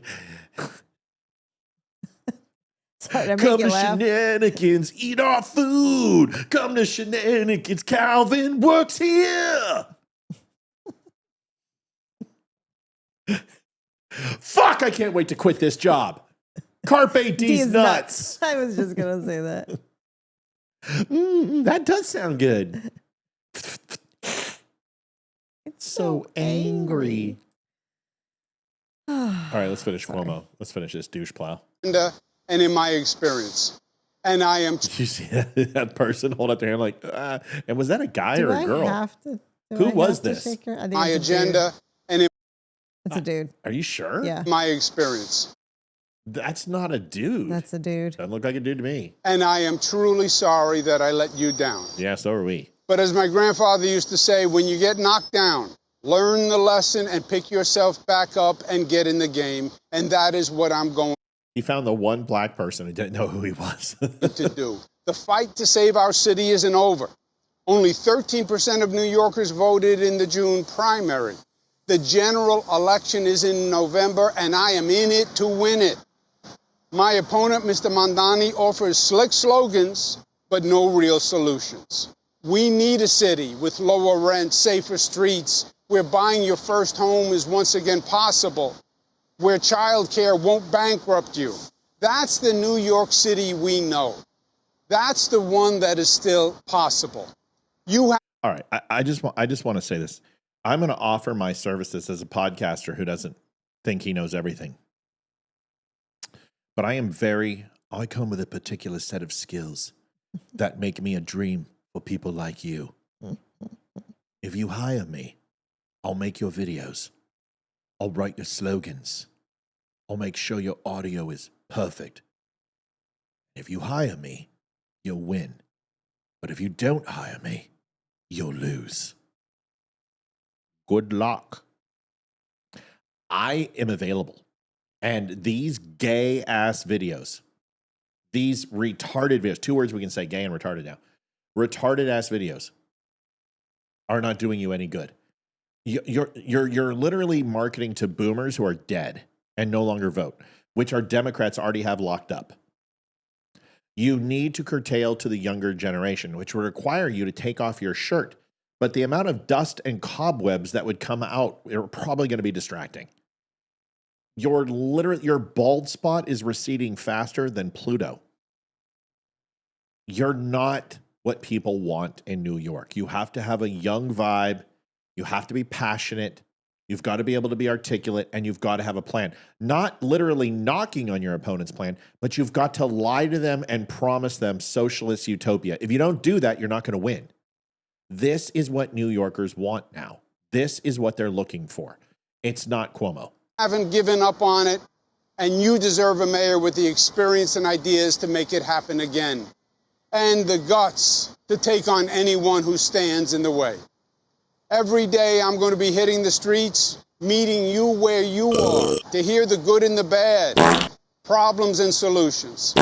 Because for the next few months, it's my responsibility to earn your vote.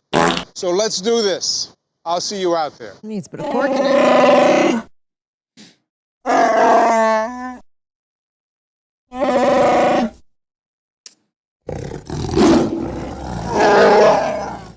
You having fun over there? That Chewy is just a long one. It's a long. Does this guy have a chance of winning? No. No. I hate to say it, but Mamdani or whatever the heck his name is, he is curtailing to the younger crowd, and he's using TikTok to his advantage, and that's why he is winning.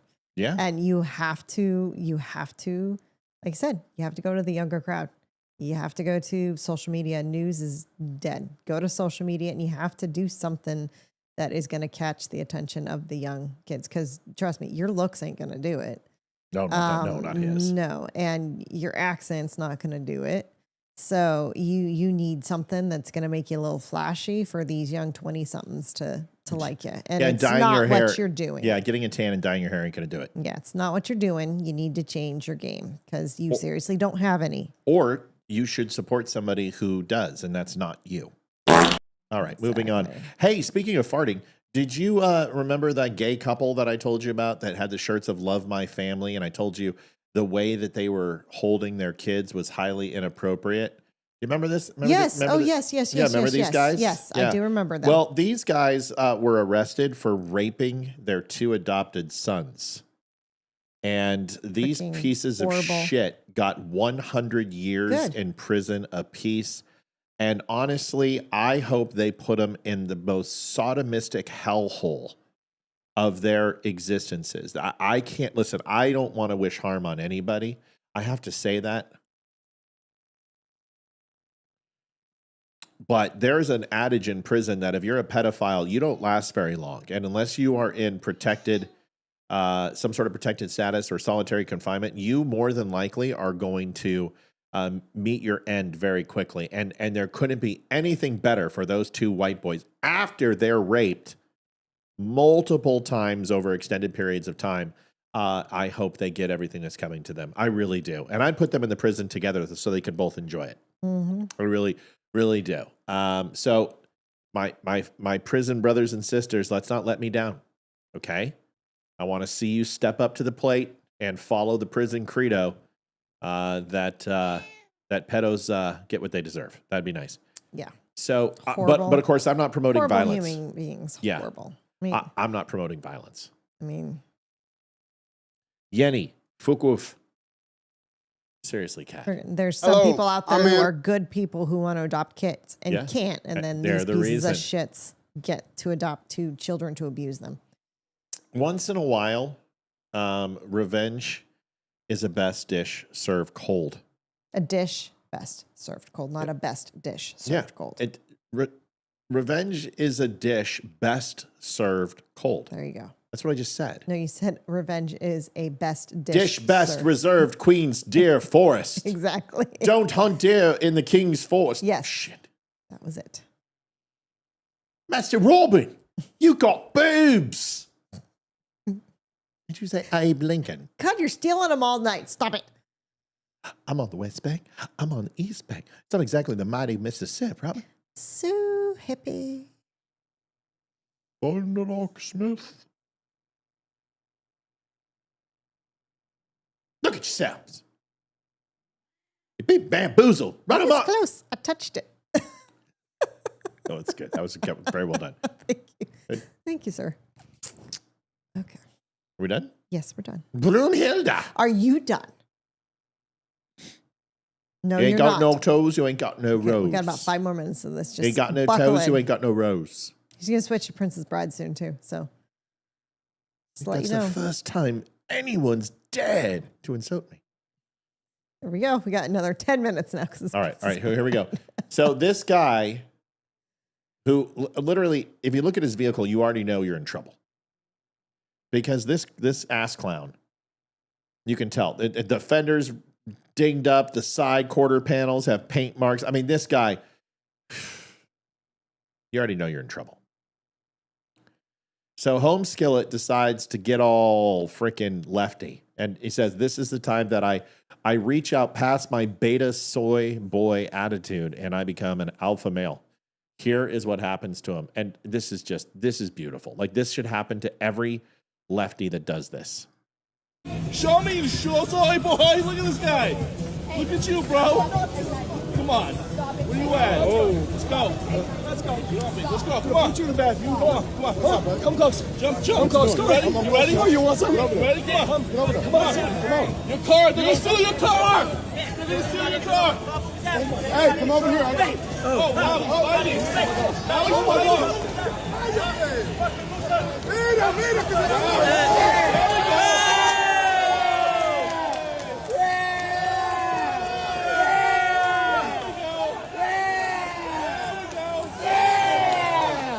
There we go. We got the arrest. We got the arrest. Show me. What was the dude doing in the first place? I'm so confused. I don't know. Who cares? He's an idiot. Anybody who wears shoes with no socks deserves everything they get. Don't you think? Yeah. I mean, God almighty. These people are just pathetic. This is another one. And I don't know how to tell you this, Liv, but there's a lot going on. So imagine you're at the gas station. Like, you and I are going on a trip, right? Okay. And we're going down to Vaugh Beach. Okay. And we stop at the gas station. And, you know, we grab the kids some Funyuns and then some cheddar cheese popcorn or Parmesan cheese popcorn. And then, you know, you get me a protein bar and you get yourself chocolate, anything, right? Yep. And you go and swipe. And as you're walking back, you look down at the floor and you see a teddy bear. And you're like, oh, some kid left their teddy bear.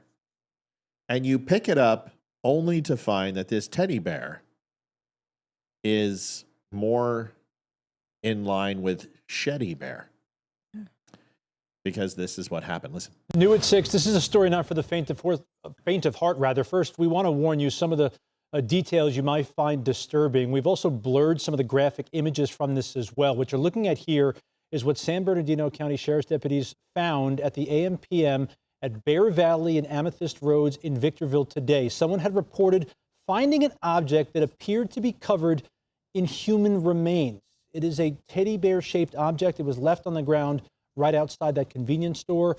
The coroner's office has picked up that item and is now investigating. New at 6. This is a story not for the faint of heart. I mean, I've heard about Build-A-Bear Somebody freaking covered in human skin. covered. What? It like You better put the lotion on the skin or you get the bear again. Oh, I hate you. You put the lotion on the skin or you get the bear again. Oh, look at that picture on your face right there. You should screenshot that. You got to screenshot that, please. Come on, that's a good shot. Do it, hurry. Oh, I'm trying. Command Shift F4. Drop it over here. That's great. Okay. We're gonna use that. That's good stuff. Send that to me. I can't. Hey, you can drop it in a text. Drop it in a text. Or just hit share. Share. Airdrop. Airdrop to Matt's airdrop to Matt's computer. There it is. Nice. Wait, just be patient. Be patient. Do it again. No, it's sending. It's waiting. Accept. Save to downloads. Your picture has arrived. Look at this. Doing down there. That is perfect. Look at that. that is a great shot. That is the time that I stole her line from Silence of the Lambs. I'll remember that forever. Put the lotion on the skin or it gets You're the hose stealing them again. all tonight. That's what we do. Somebody said that it wasn't human skin. It was an artist did it. Yeah, well, that's what they reported, and I was just reporting the news as of now. But thank you for telling us. I like our story better. Yeah. Matt, in the 60s and 70s, they always wore Nettleton tassel loafers without socks. That's why that we got out of the 60s and 70s. Someone check on Wimkin. I wonder if they're under attack right now. Why? Because all of a sudden it just went down, and I went to refresh it, and I can't get in. Wimkin's down, huh? They're probably under Wimkin is down. attack. Yep. Wimkin is officially down. Holly says it wasn't human skin. Yeah. It was an artist who made it. All right, but let's just pretend that it was human skin. Like they could have used chicken skin. That would have been funny. Chicken skin. Yeah, just like grab some chicken and de-skin it for dinner and wrap it in a teddy bear. Everyone should start doing that. Like literally just wrapping teddy bears in skin and make it a phenomenon. It could be like the ice bucket challenge. Right. Yeah. Who could make the most realistic skin-looking teddy bear? Yeah. Thank you, Holly, for setting us straight. You know, Olivia told me to cover that story. I knew it was fake. So sometimes. Dave Smith. You guys, the Dave Smith. Oh, Angela Ashkins. Thank you all for what you do. Wish it was more today, but it will be in August. Love you both so much. Angela, we love you too. And $10 is plenty. That is more than enough. We thank you so much. That puts us at $212.57. Oh, never mind. JD Stillwell came in with $30. $242.57. Thank you guys for helping us out. I love it when I don't have to do this shit with donations and talk about it. You guys just do it. That's so much easier. Matt, we always wear Hey Dudes without socks. What's a Hey Dude, Dodie? What's a Hey Dude? I watched a show, Hey Dude, when I was a kid. Yeah, I know what How's Your Father, but I don't know what a Hey Dude is. What? Hey Dude? I don't know what Hey Dude is. Did you ever watch that show, Hey Dude? It was on Nickelodeon. No, I was probably serving my country when you were watching that. You were a youngin', remember? When I was in the military, you were like 9. Middle school. I wasn't that young. I'm only 6 years younger than you. I robbed the cradle. She was 17 when I found her. 18. She was 18. That's true. I was almost 19. Damn it. Nice try, though. I wanted people to believe that I robbed the cradle big time. You, She was. You kind of did. I was Well, 18. come on. I wasn't that much older. I was what, 24, 3, 4, or 5? You were 24. I was 18. That's not that big of a deal. You were 19. You were I was almost 19. almost Come on. 19. Don't start this shit. Don't make me sound. Okay, so then you were almost 25. Yeah, but intellectually, you were much more mature than me. Intellectually, I was much older than you. So No, you weren't. You were not. Okay, maturity-wise, I was You much didn't older know, you than didn't know shit about anything. Okay, maturity-wise, let's rephrase I that. don't even know if that's true. That is true because I still am to this day. But Okay. Shoes. Oh, okay. Well, shoes. listen, men should never not wear socks with their shoes because their feet reek. And there's no man on the planet whose feet don't reek. You're a liar. You're not a man. You're a woman. The women are fine. Women. Now, I'm not saying women can go a couple days because trust me, I know that that's not true. But men, every man on the planet, I don't care who it is. It could be the gayest. It could be Don Lemon. You never wear shoes with no socks. Just not a good idea. Now, I wear sandals. I'm wearing sandals right now. All day long. That's totally different. That's totally different Totally because different. you're a hippie if you wear socks with sandals. You're a douchebag if you wear socks with sandals. But Joseph's like, I wear my deerskin moccasins barefoot, wearing a buckskin thong. that's kind of hot. And now that's the only So time. Joseph, can you send us a picture? That's We the- need, it's really we the need, only. we It's need really picture proof of It's this. really the only time you should do it. So let's try some AI. Make Joseph Hillstrom wearing buckskin moccasins buckskin thong. Get it right. and a buckskin thong. Image 16 by 9. Let's see what AI comes up with. I'm sorry, I can't do that. Yes, you can. Don't fuck with me, ChatGPT. I'll have to go to Grok. Now, Grok's gone crazy. Grok went anti-Semitic and started like saying odes to Hitler and that all Jews should be. I mean, it was fucking insane over the weekend. I'm going to show you that. And also, the Elmo Twitter account did the same thing. Oh, really? Somebody hacked both, and somebody hacked Grok literally just to go anti-Semitic. It's making a picture. It's working. It's working right now. Let's see what it comes up with. Oh my goodness, this is hilarious. Yeah, it takes a second, but it's working. Let me see if I can just hang tight. Hurry up, ChatGPT. There it is. Ladies and gentlemen, we have a picture of Joseph Hillstrom wearing his buckskin shoes and his buckskin moccasin briefs. There it is, Joseph Hillstrom, folks. It's pretty good, dude. You got some abs, buddy. You're looking pretty. I mean, it's not a 6-pack, but it's like a 4.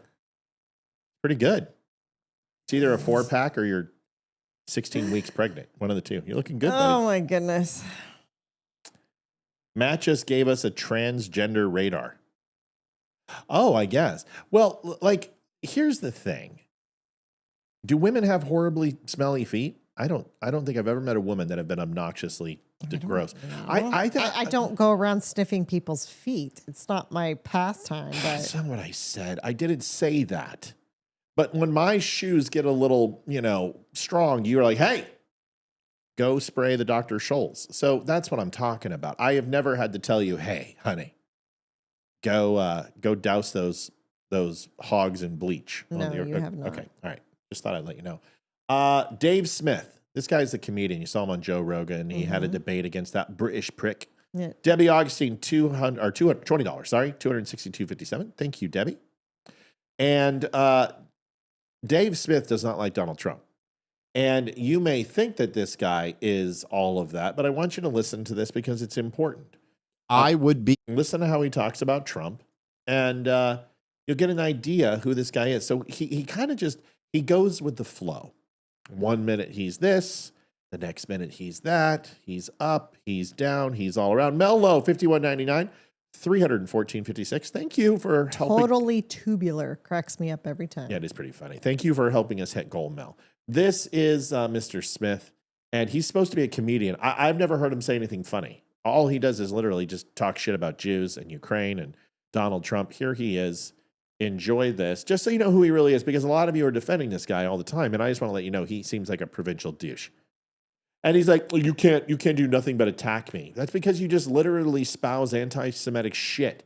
And you're not going to believe anything I say. This is why debate is so stupid. The first question I would have anybody who wanted to debate me is, can you change your mind? Show me you can. Please tell me a time that you changed your mind in your life when you were absolutely opposed to doing so. And when they can't do that, I'm like, debate's fucking over. I'm not wasting my time. Unless you can change your mind, I don't want to talk to you. Here it is. I would be very happy for to see Donald Trump impeached for the illegal, immoral, borderline war of genocide that he's been helping the Saudis conduct in Yemen. Even grading on a curve.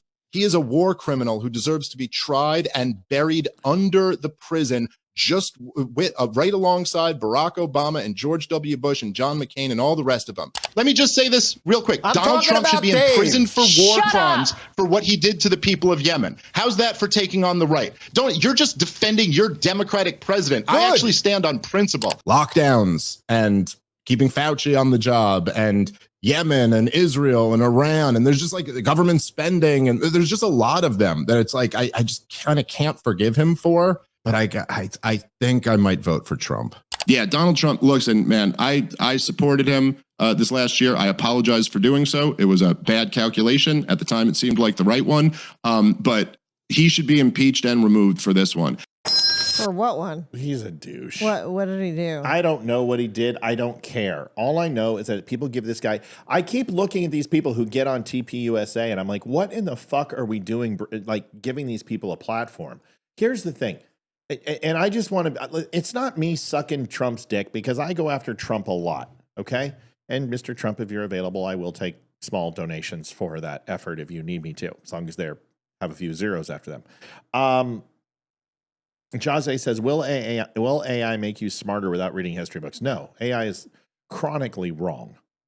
I use it for pictures and I use it for quick searches for definitions or facts on history.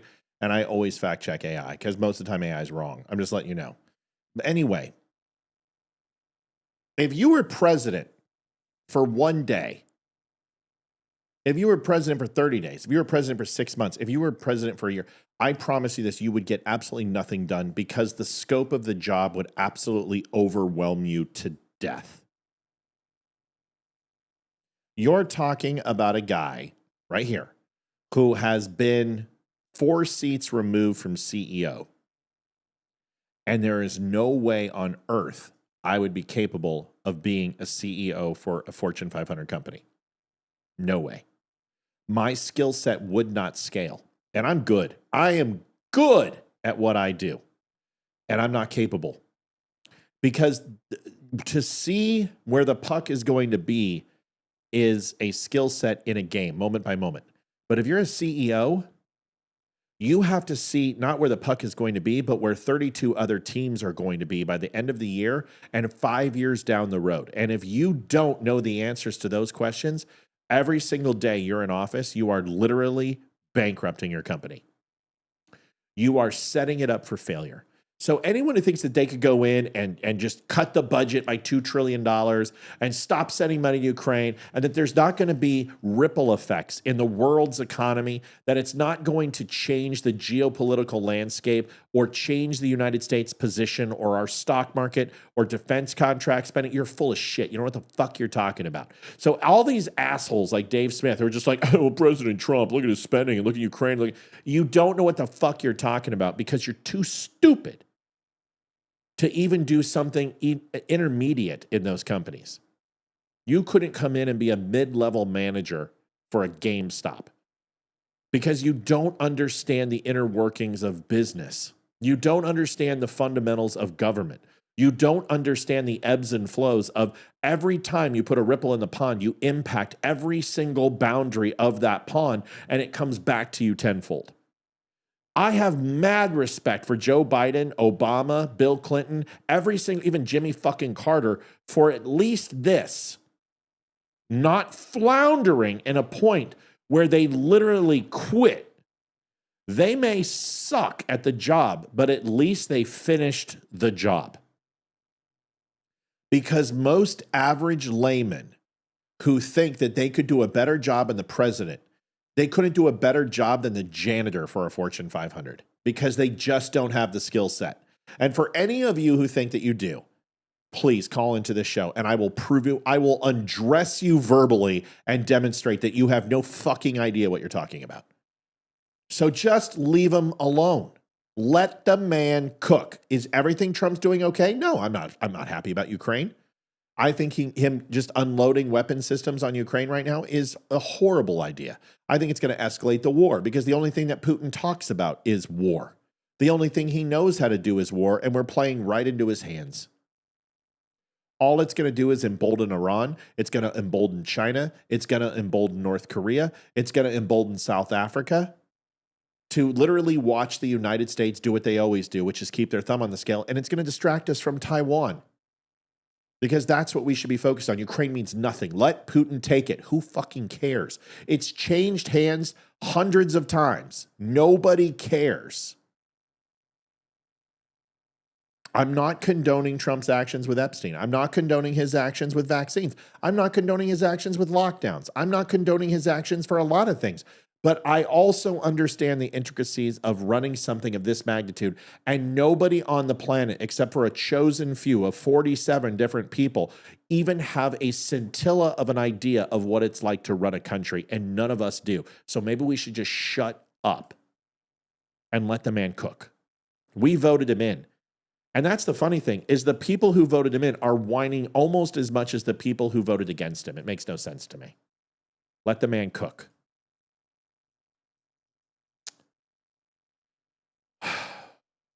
Yeah. Charlie Kirk, honestly, has completely backpedaled. Here is Charlie Kirk, who at TPUSA had a lot of things to say. A lot of things to say about Donald Trump at TPUSA.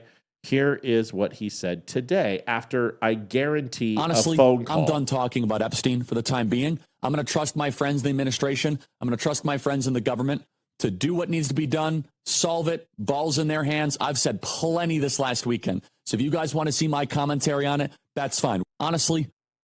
Wow, that's what's calling putting the proverbial shit back in the horse, or at least trying to, putting the tube of toothpaste back in. But here is Charlie Kirk and Megyn Kelly. And I don't disagree with Megyn Kelly very often, but I don't know if Megyn Kelly truly was aware of what was going to be said. She may have, and I disagree with her. But once again, you don't get to abandon people you disagree with. Otherwise, every single person would get a divorce, don't you think? Yeah. I mean, if I disagree with everything you did, there's no way we would stay married. No. And same thing, right? Yeah. Here we go. Here is Charlie Kirk and Megyn Kelly, who looks lovely in a polka dot dress. She looks lovely in anything, according to you. Truth. Do you think there's any intel community involvement in this? I wouldn't be surprised one bit. I am convinced, based on my own sources and my own reporting on this story, he wasn't one of ours. So he was an American, which leads basically three options: MI6, Saudi, or Mossad. Yep. Which one would you choose? I guess Mossad, given his connection to Ghislaine Maxwell. But see, there's absolutely no evidence of this. Yes, Ghislaine Maxwell, or Ghislaine Maxwell, however you want to say her name, her father worked for Mossad. Yes, people have said he works for Mossad. Folks, once again, until you have incontrovertible evidence, you're literally spitballing. But you can hear her. She's like, I guess.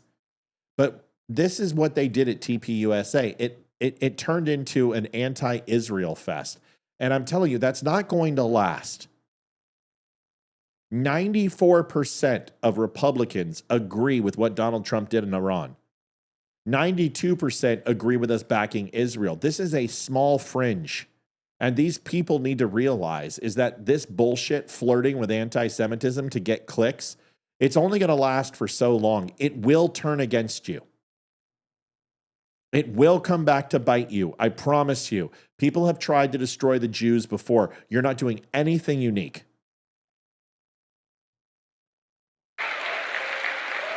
So what does that mean? Well, I mean, it's possible that that's the reason everything's getting buried, that there is some treasure trove, and it's getting buried because... How many people here believe that? Raise your hand. Okay, I'd say about half the hands think that it's being buried because of an Israeli thing. It could be. I really don't know. I have no evidence to suggest that. No, me neither. I don't have any evidence, but, fuck the Jews. Liv, what do you make of this? I mean, from Montana, you don't know many Jewish people, but Do you understand what's happening here? Do you understand what's going on? Does this make any sense to you? Help me understand. I don't, any type of racism or hatred toward another person based on their religion, their sex, their ethnicity, anything. I don't understand. I don't understand how you can hate somebody based on that. It blows my mind that people are like that. And I can't wrap my head around it as to why people are like that. I see it every day, how people are like that, but I don't understand why they are. So let's do this. We've given Israel, in the history of their existence, since 1948, but really since 1957, 1962, we've given them about $360 billion. Jeez, that's a lot of money. Not really. No? No, it's not. Not in the scheme of things of what we get back. Let me break it down for you, okay? Because we did a little work, okay? And you guys like it when we do this. So you guys can take this, use this information, and go ahead and share it amongst the flock, okay? Mm-hmm. Insurrection Barbie wrote this. I follow her account. And I added a few things, but let's go ahead and do this, okay? Okay. We give Israel $3.8 billion a year. Okay. Yeah, $360 billion is not a lot over the lifetime. Everyone's like, well, with appreciation, what the dollar was worth in 1957, it's more like $1.5 trillion. Oh, be still my heart, because I'm going to break it down for you. And these are the people. What do we get except fighting Israel's endless wars? Can you please tell me what war we fought for Israel? Please let me know. None that I know of. We have not had a war since World War II. And we didn't go into Iraq for Israel. They were bombing the fuck out of Kuwait. He was killing Kurds, Sunnis, and Shiites. He killed over 330,000 people. The United States went to war in the first Operation Desert Storm, Desert Shield for that reason. The second reason was a bunch of bullshit, because it was the war on terror, weapons of mass destruction. And the Bush hierarchy that was still in from seniors administration took over juniors. And Cheney and the rest of them went to war. They're neocons. Fine. You win that one. Afghanistan was a complete waste of fucking time. 21 years, and we're exactly where we started. If you ask any veteran, most of them will tell you it's a complete waste of time. We're not talking about that. We're talking about Israel. And Afghanistan had nothing to do with Israel. So let's get into it. We give Israel $3.8 billion a year. Got it? Mm-hmm. So that's public. It's negotiated aid. It's not secret payoffs. There's no hidden dollars there. There's plenty of countries where we give them money. We have no idea where the money goes. Like Ukraine, cough, cough. It's part of a 10-year MOU. Nothing shady, nothing coerced. It is an operated agreement.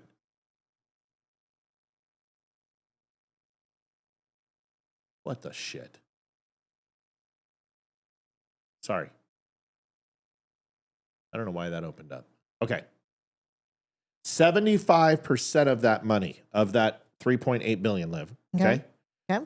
Has to be spent on U.S. defense contractors. 75% of that 3.8 must be spent on our weapon makers.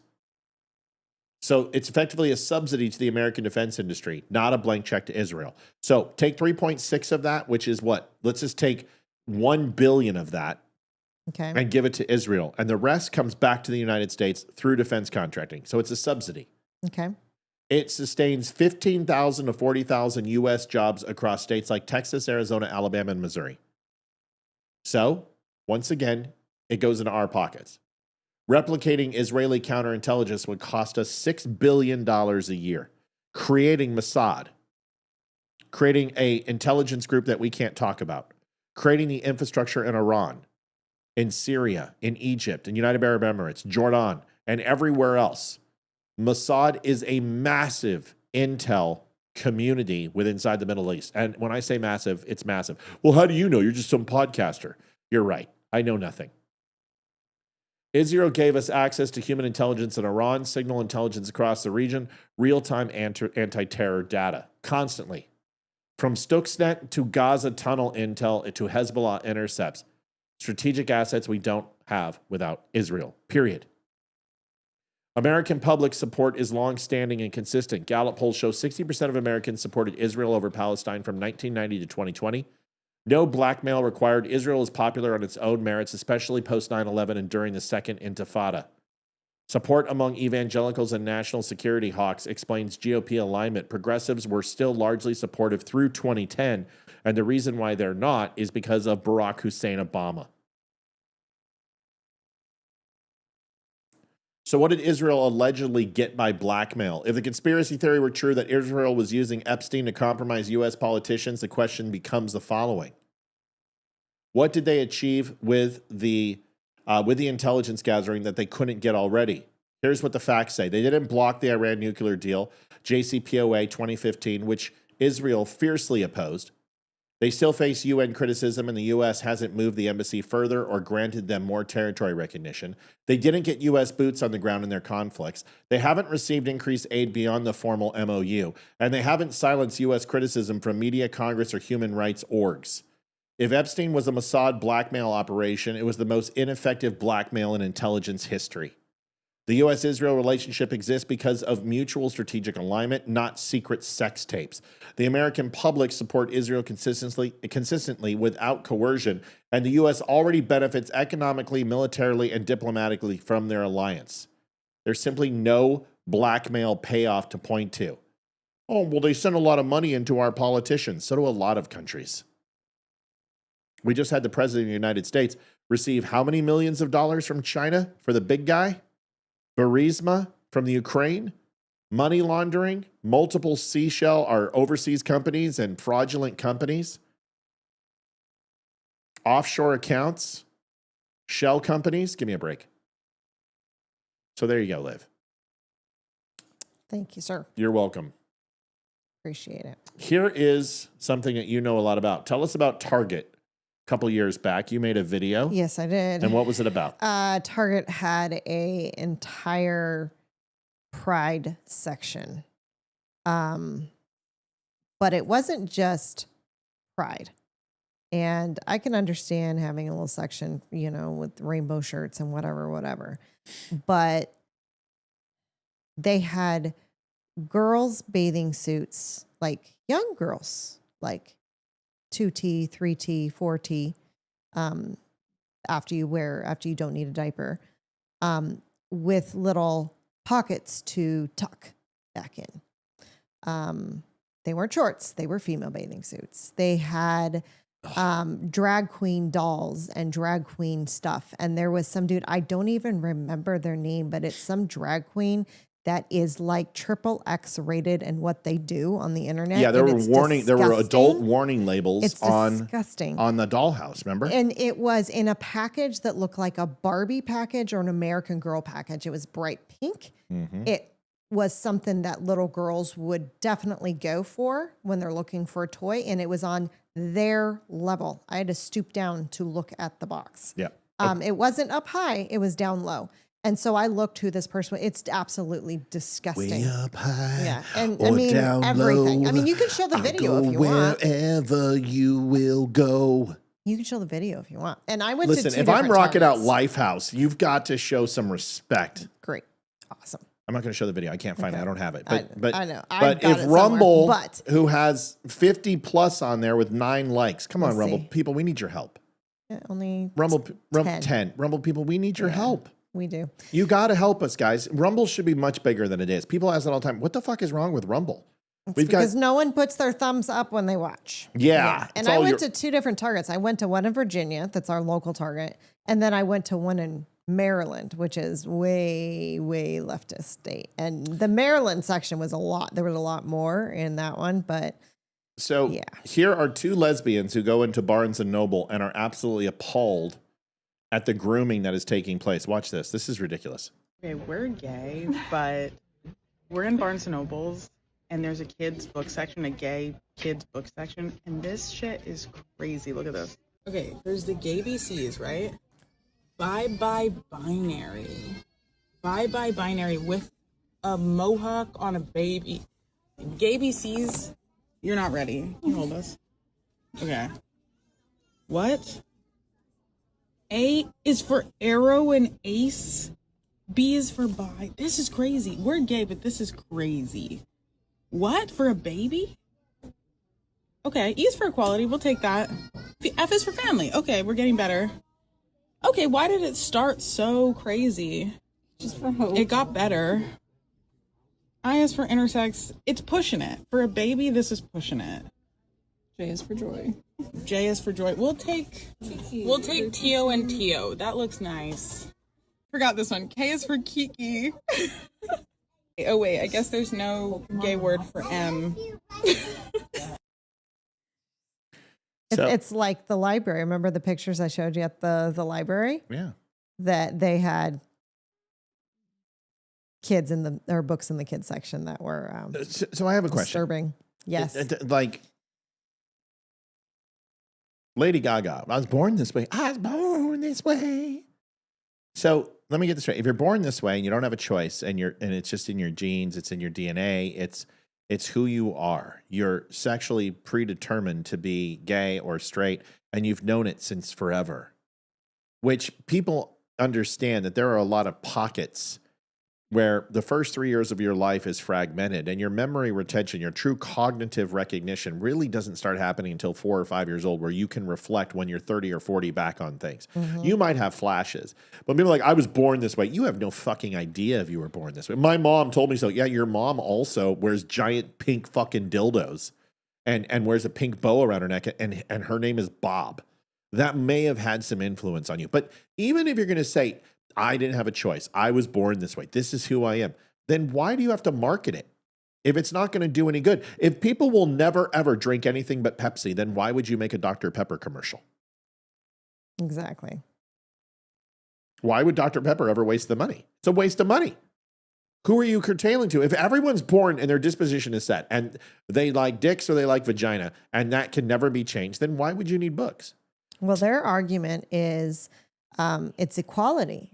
And No. the gay children need stuff that they feel comfortable with. It's just like the whole diabetes Barbie and the wheelchair Barbie and the fat Barbie and Barbie. Can you show me a book that curtails to Homo sapien and natural binary sex between a male and a female? Which books do we give our children that? Exactly. None. Nothing. We don't talk about your fucking vagina. We don't talk about your penis. They might say, mommy and daddy, kiss to show love and affection. That's very different than, oh my God, mommy and daddy 69 each other and Jenny are freaking, our sex slaves, and they use the Roman X to go ahead and whip each other with candle wax and throw garbanzo beans at each other. Holy fuck, calm down. Why?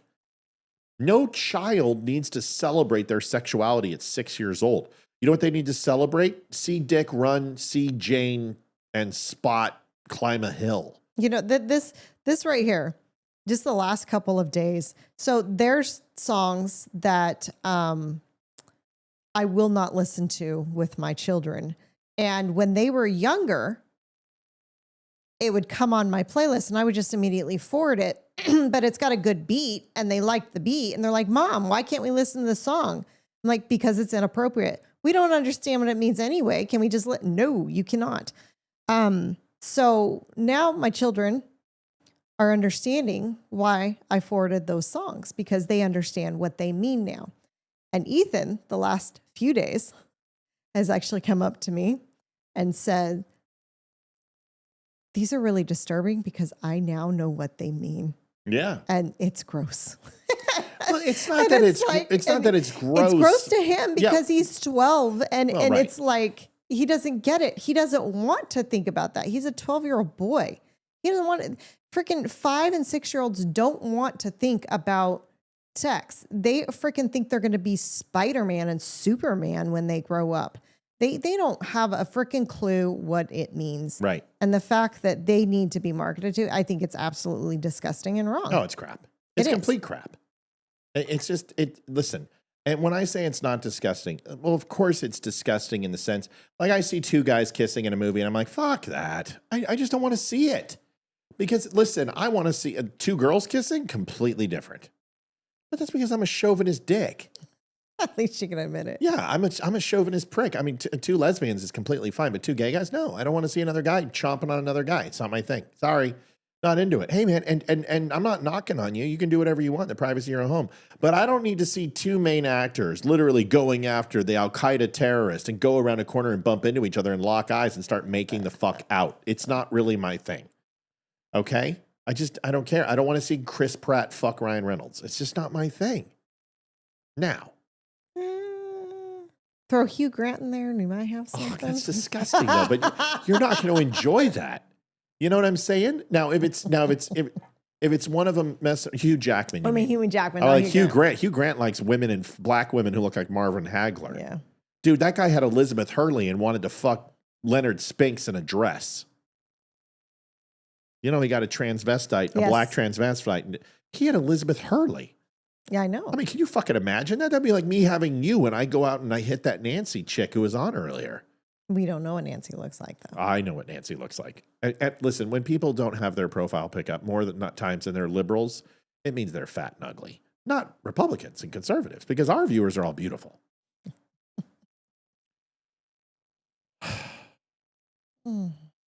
So here, I want to do the Autopen scandal, unadulterated, completely free and clear of all commentary. Here is the Autopen scandal. As Joe Biden, listen, nothing's going to happen. Nothing's going to happen. The justices, Supreme Court justices, will still be the Supreme Court justices. The pardons will still be the pardons. Nothing is going to change because all Joe Biden has to say is, I was aware of everything. I told you the Autopen rule is simple.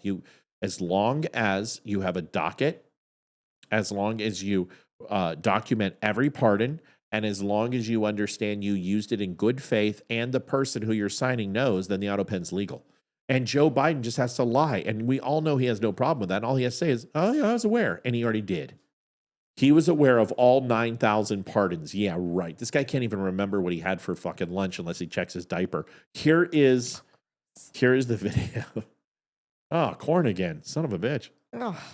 The New York Times is reporting that former President Biden told them that he had orally granted all the pardons and commutations issued at the end of his term, meaning he did not personally sign the... Oh, Rachel has a good point.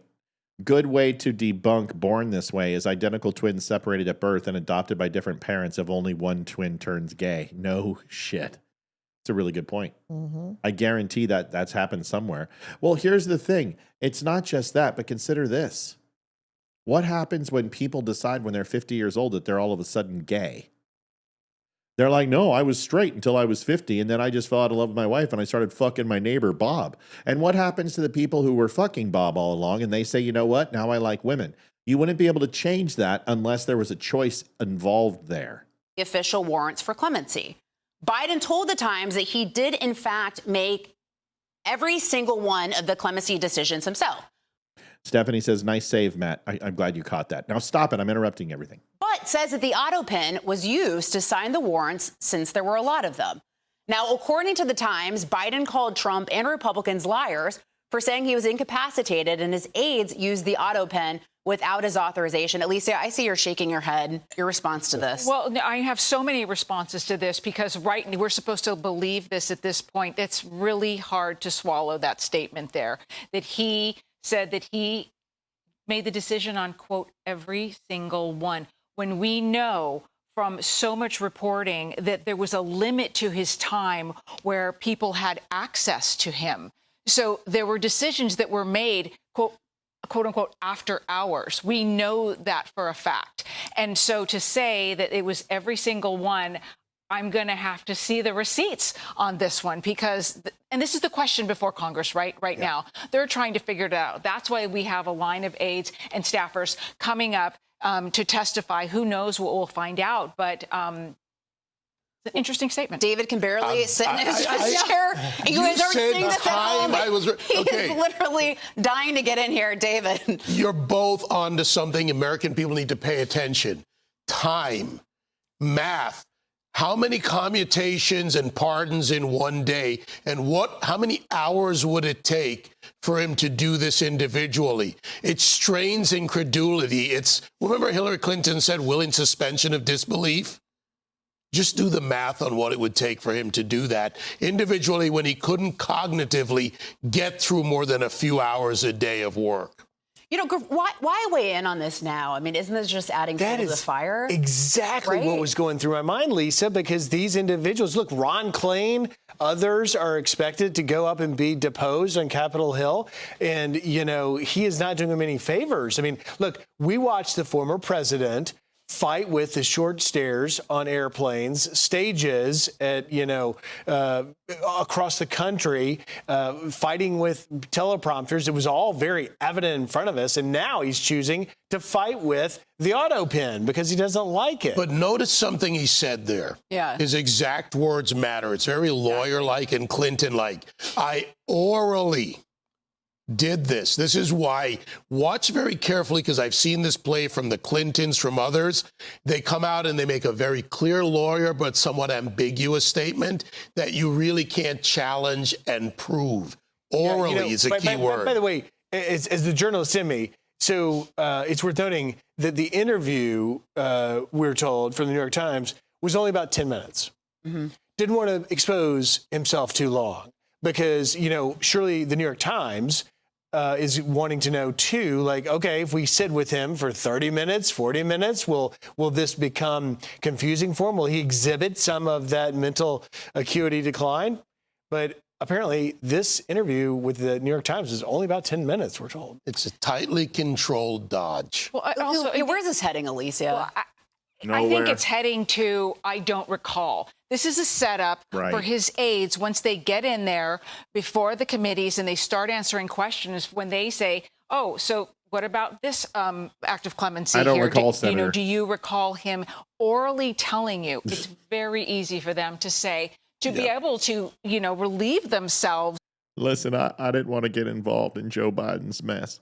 I was going to stay out of it because Hillary, with all this Epstein shit, has been on the down fucking low, just to be honest with you.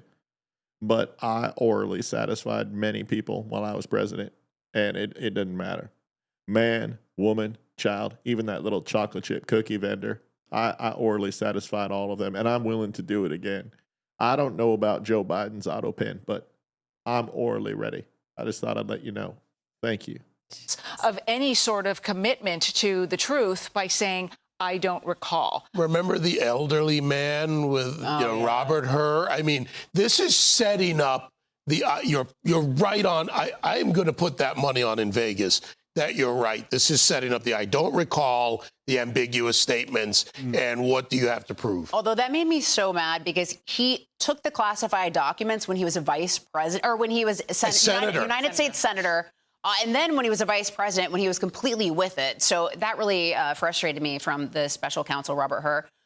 Griff, does this signal to you that someone's a little bit worried about these investigations that are taking place on Capitol Hill? Oh, you bet. You bet. What is the motivation? By someone, I mean Biden. And by the way, here, this is the sort of stuff I'm talking about, that out in Colorado Springs, it was all in full display, Lisa. But now, listen, I can understand and appreciate, particularly if Dr. Jill Biden or others that are close to the former president are worried about his legacy being tarnished. But at the same time, there is no motivation to speak directly to the New York Times about this matter when your former aides are going up under oath on Capitol Hill. And so I think I think Alicia is onto something. I think there's some sort of calculation here that tie the two together, but I don't think it's going to work out to at least the former president's end of maybe trying to convince people something other than what we all saw with our eyes. Olivia, use your magic 8-ball. What's going to happen, and predict and give it a big shake and tell me. We need to get a magic 8-ball, by the way, because but there's such times where we want to shake it because it's like, who fucking knows? This is one of those times. What is the magic 8-ball going to say? Absolutely nothing's going to happen.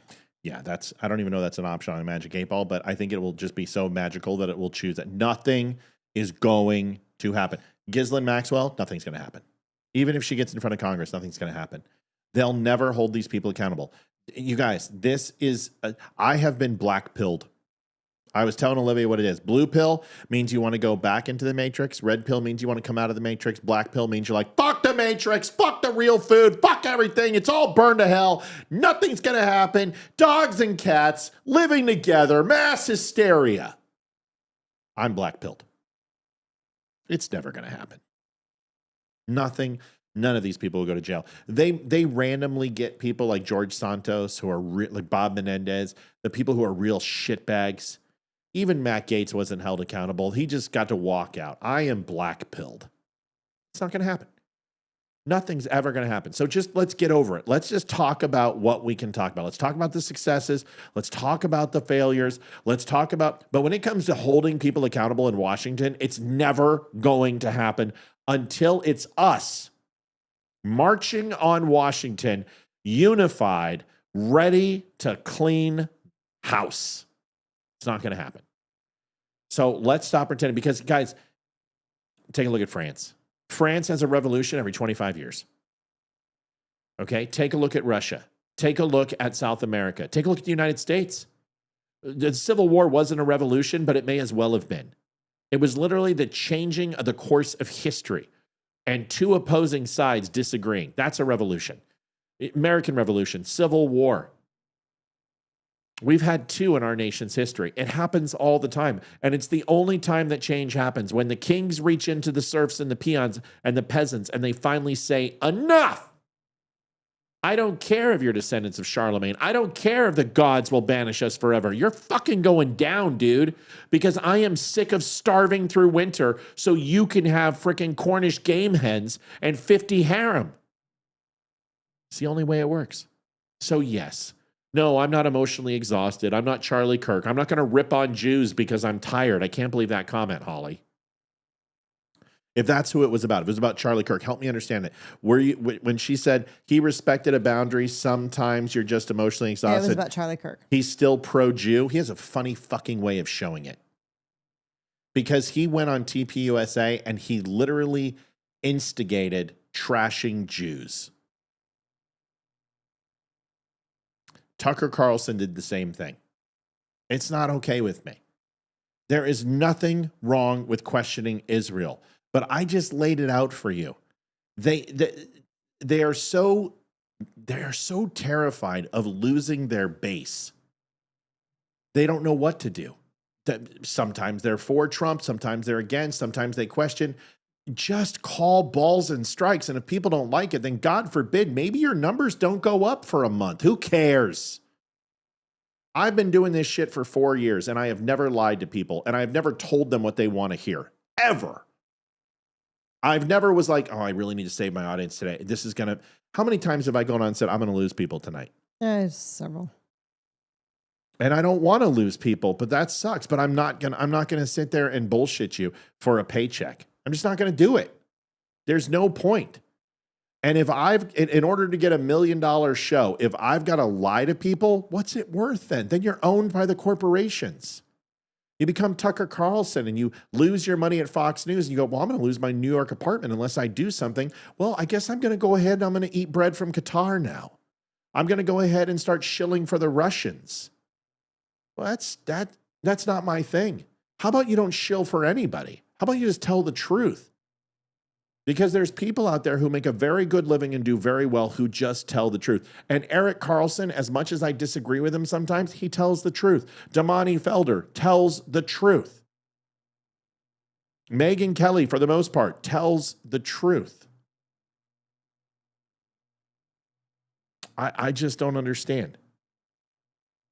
I just don't understand. So no, I don't forgive Charlie Kirk for preying on weak-minded college kids and then getting up at TPUSA and literally trashing Israel and disparaging people because he is trying to garner to an audience which is changing. If this is the new Republican Party, then I've left it before, I'll leave it again. I've got no problem. I sat through the fucking 2014, 2007 religious zealot party of the neocons and the Tea Party that left Ron Paul and literally told us Sharia law was coming here. I sat through Paul Ryan and Trey Gowdy and fucking Michelle Bachmann and Lindsey Graham and had to listen to these Jason Chaffetz and listen to these dick plows tell us that Muslim law was coming to take over this country and we were going to become a Sharia country.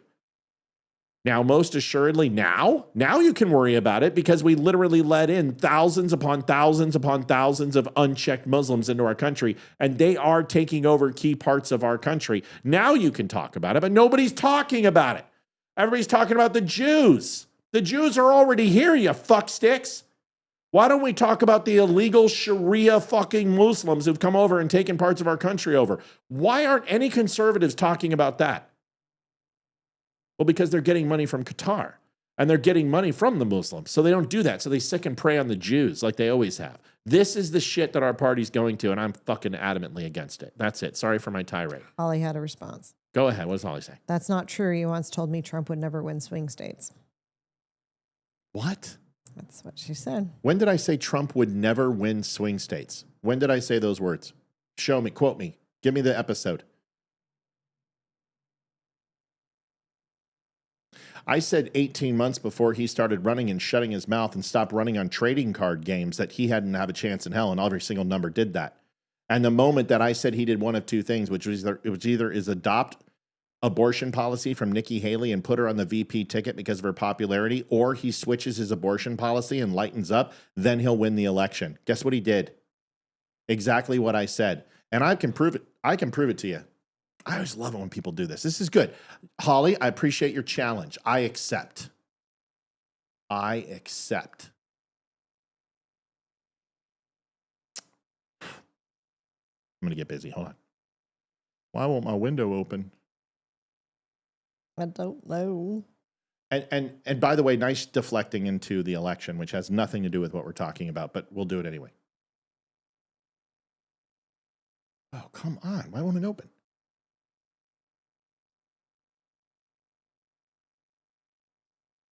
Live. I maybe force quit it and try to go again. Okay, let me try. How are we with donations? We have not moved. Okay. All right, let's go back. Let's go back. Let's go back. Do do do do do do do do do do do do. Boom boom. And proof. Holly, Sharia law isn't in our country. Yes, it needs to be outlawed, but it's not here. Really? Who said that, Holly? Sharia law needs to be outlawed. Yeah, but what can we do about it? What do you mean Charlie is talking? No, Charlie talked about it. He didn't talk about it at all on TPUSA. He talked about Jews. Holly, I understand you love Charlie Kirk and you think you need to give him his utmost loyalty. What he did at TPUSA was a complete shill. But let's stop changing the subject. Let's get back to your comment that I said he would never win a swing state. Please explain this. I'll let you read that. Take a second. If you can't see it, and then look at the date. October 12th, 2024. We said he would win 2.5 to 3 million votes. We said he would win 7 out of 7 swing states. We said he would win 312 votes, delegate votes. That's exactly what he did. We said he would have 75 million votes and win the popular vote by 0.1%. We said Republicans would take the House. We said governors would take the GOP. We said Senate would control Republicans by Senate. And we said that President Donald J. Trump would win the presidency. That was on October 12th, 2024. Not one person said anything remotely even close to it. And if you had asked anybody, I said that long before then, too. I was talking about it in June and July. 18 months before he ran, I said that Donald Trump's message was shit. He was talking about the stolen election. He was putting out trading card EFTs. He was completely not running for office. His abortion policy sucked, and it was a huge topic.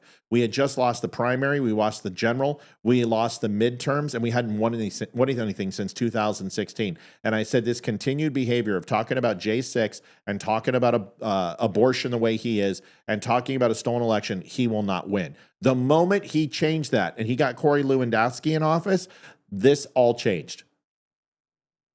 So anyone who watched my election coverage knows.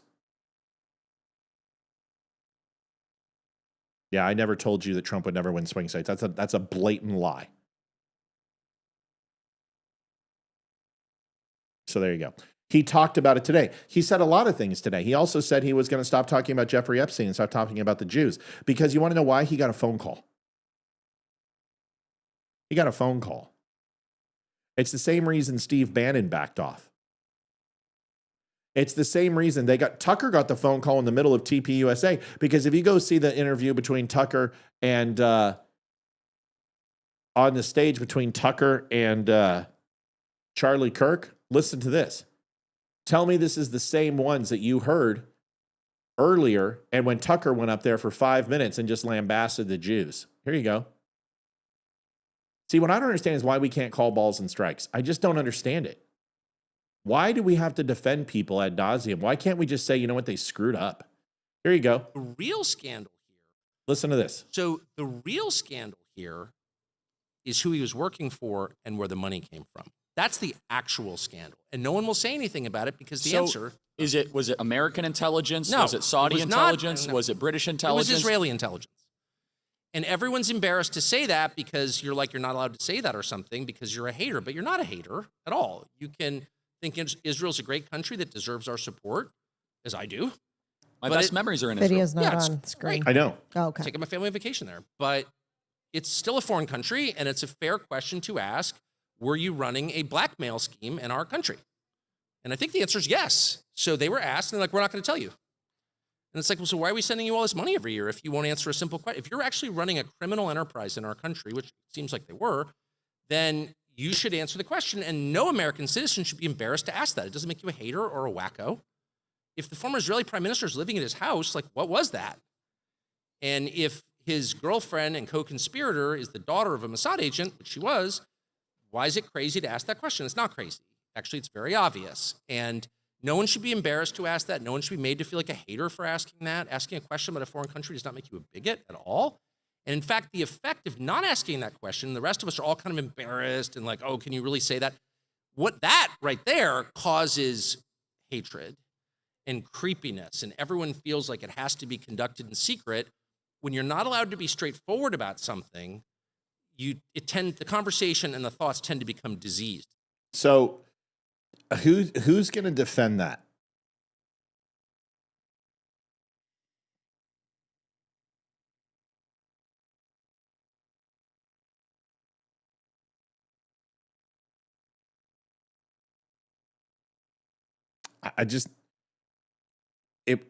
First of all, the entire argument is completely fictitious because just asking questions is a way to get away with something when you don't have an answer and you can't lay it out with facts and evidence and exculpatory evidence.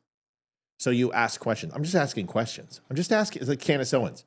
Listen, I'm not saying Jews are bad. I'm just wondering why they murdered sailors on the USS Liberty. I'm just wondering. I'm just asking questions. What am I doing? I'm asking questions. I'm just wondering, was Hitler that bad of a guy? I'm just asking questions. Why can't I ask that question? What's wrong with Hitler?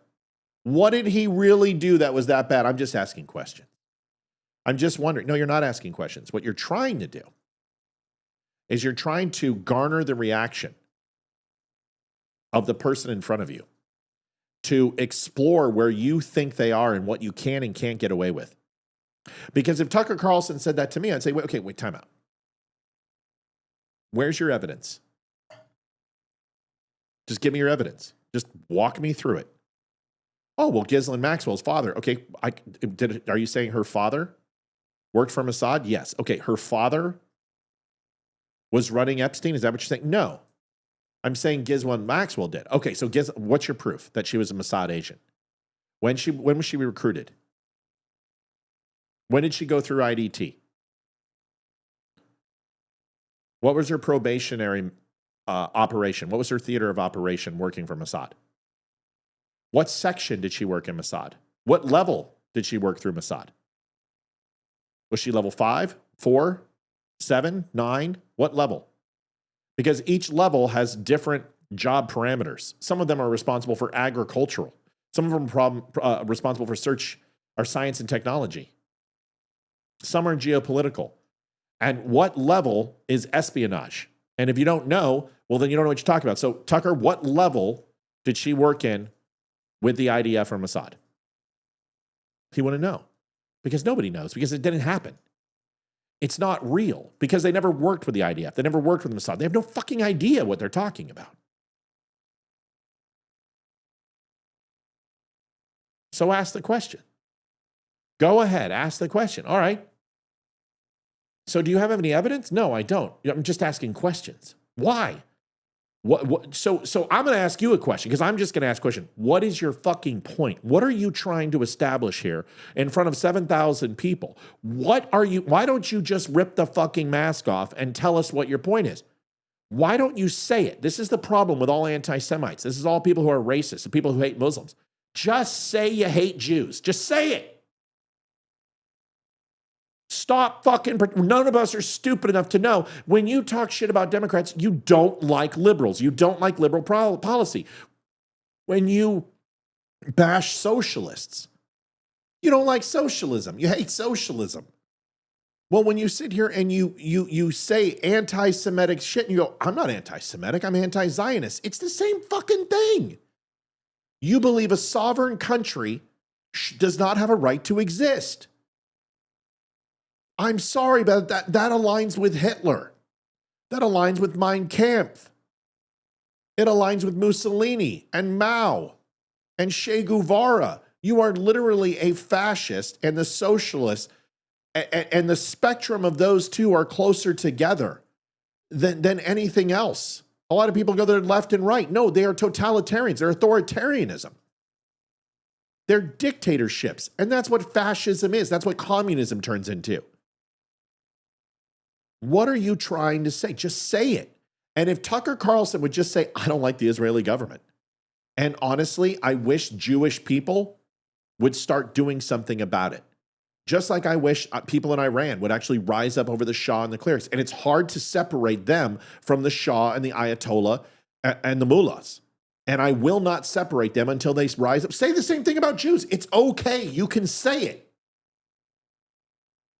But when you hide under it, guys, he just said it. Listen to what he said. If you have to cover it up and you have to hide it and you have to pretend, then that's when you wind up hating Jews. You just fucking said you hate Jews, Tucker. You just went away the long way around the barn. Listen to it again. Close your eyes. Tell me I'm wrong. Conspirator is the daughter of a Mossad agent, which she was. Why is it crazy to ask that question? It's not crazy. Actually, it's very obvious. And no one should be embarrassed to ask that. No one should be made to feel like a hater for asking that. Asking a question about a foreign country does not make you a bigot at all. And in fact, the effect of not asking that question, the rest are kind of embarrassed and like, oh, can you really say that? What that right there causes hatred and creepiness. And everyone feels like it has to be conducted in secret. When you're not allowed to be straightforward about something, the conversation and the thoughts tend to become diseased. And there you go. Tucker Carlson just told you the truth by trying to blame it on Jews. I would love to fucking debate Tucker Carlson, because you know what somebody hasn't done? Nobody stood up and said, listen, you little fucker, you fucking laugh at me one more time, I'm going to bitch slap you across the fucking room. Nobody has held these guys accountable.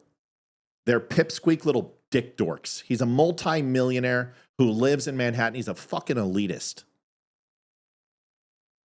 And I had a lot of respect for Tucker. I loved him on Crossfire. I loved him with his stupid bow tie, but he's a cunt. And I'm sick and tired of people not calling him out, and he's for sale. He's sold out to Fox. He talks shit about Trump. Now he's all about Trump, really, but now he's turning his back against Trump. The guy's pro-Russia. Everything in my soul. I'm just asking questions. Grocery prices in this one area of Russia, in this one market, is pretty reasonable, folks. Russian politics seem to be working. Oligarchy seems to be working. Imperialism seems to be working. Dictatorships. They've had a president for longer than God was a corporal. It seems to be working.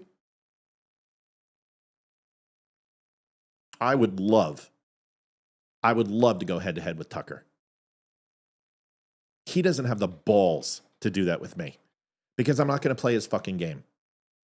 I refuse. You're not going to go ahead and be able to change the topic.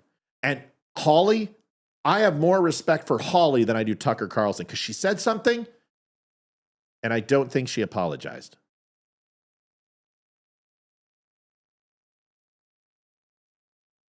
You think Tucker's Jews are the chosen ones, biblical. He's talking about the government, not the people.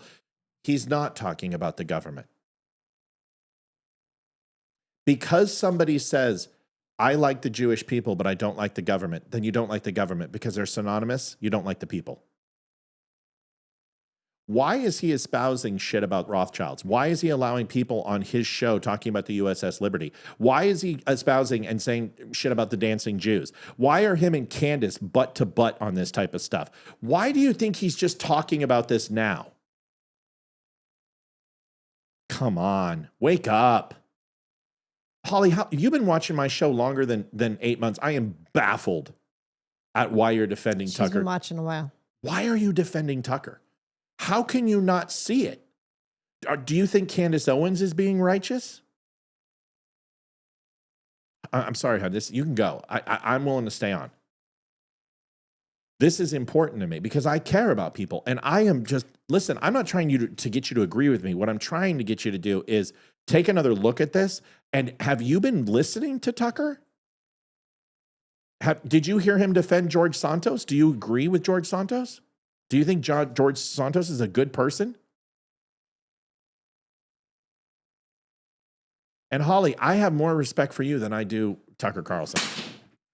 What did she? Please go check what she just did. Oh, I know. She knocked over the Knock it off. Sit down and stop. You're being crazy ass. top of the blinds that need to be put back up.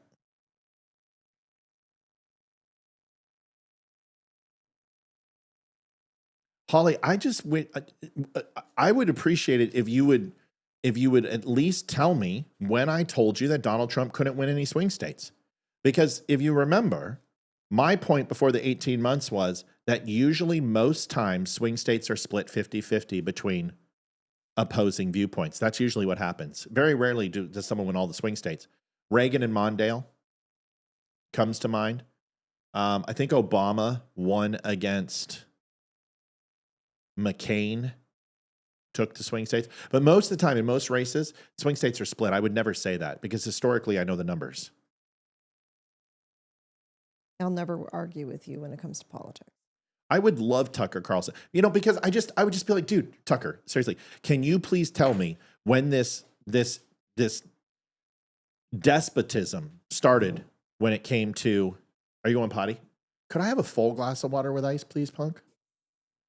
When did this begin that you started to disagree fundamentally, geopolitically with Israel? Can you please tell me the date and time? You know what he's going to say? October 2017. I told Candace is off the ledge. If you think Candace is off the ledge, then Tucker's off the ledge. Because now he's flirting with things that Candace Owens was 9 months ago. He's now coming out anti-Israel. He knows this is where he cashes in. This is where the country's going. This is where people are going. And the two things I said after October 2017, the first thing I said is the Jews are going to take the gloves off and they are going to they're going to turn Gaza into a literal ash heap. And they are going to give them 3 to 4 weeks and then they're going to kill everybody who's still there. That's what I said. Guess what? I was right. And the second thing I said is be prepared to see the mask slip and you're going to find out how people really feel about Jews in this world. I was also right. Yes, Trump won all the swing states, Brian. 7 out of 7.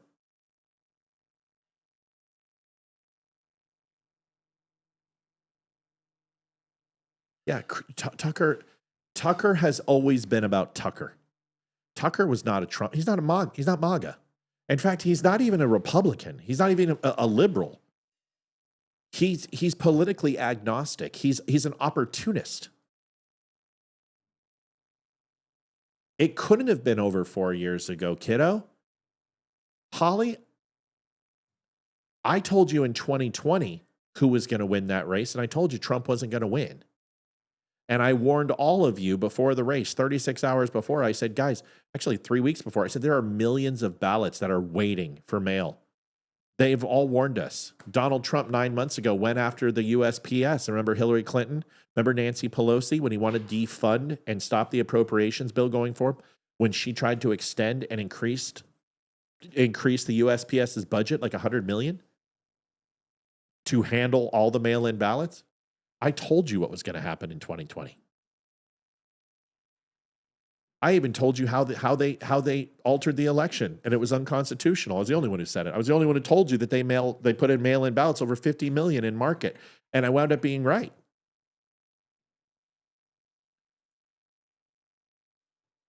I never told you that Donald Trump couldn't win swing states. I said Donald Trump wasn't on the way to win the election because there was no way he could win the swing states necessary to win that election, because he literally had to sweep all of them or at least take 5 out of 7. And that at that point, and that 18-month mark, he wasn't even close. He was behind in the polls. He was down 17 points. His popularity was in the fucking tank. His message was completely off brand. He wasn't doing rallies. He wasn't igniting the base. And that is why he completely changed his campaign. That's why he brought in Lewandowski. That's why he brought in Susan Wiles. That's why he altered, because all he was interested in was tearing down everybody, and he thought that was going to work. And it didn't. And Nikki Haley scared the shit out of Trump. The fact that he even recognized Nikki Haley is a sign that he was terrified of her. And the reason why is because she took a massive portion of those state votes. Hi. I already got it. I got it. Would you take these two stuff? So I just want to make sure we understand each other. There's 3 things that could have happened, Halls. Okay? Respectfully. The first thing is that I said it, but you did not listen to everything I said. And that happens often because I can go on forever. The second thing is you got it wrong.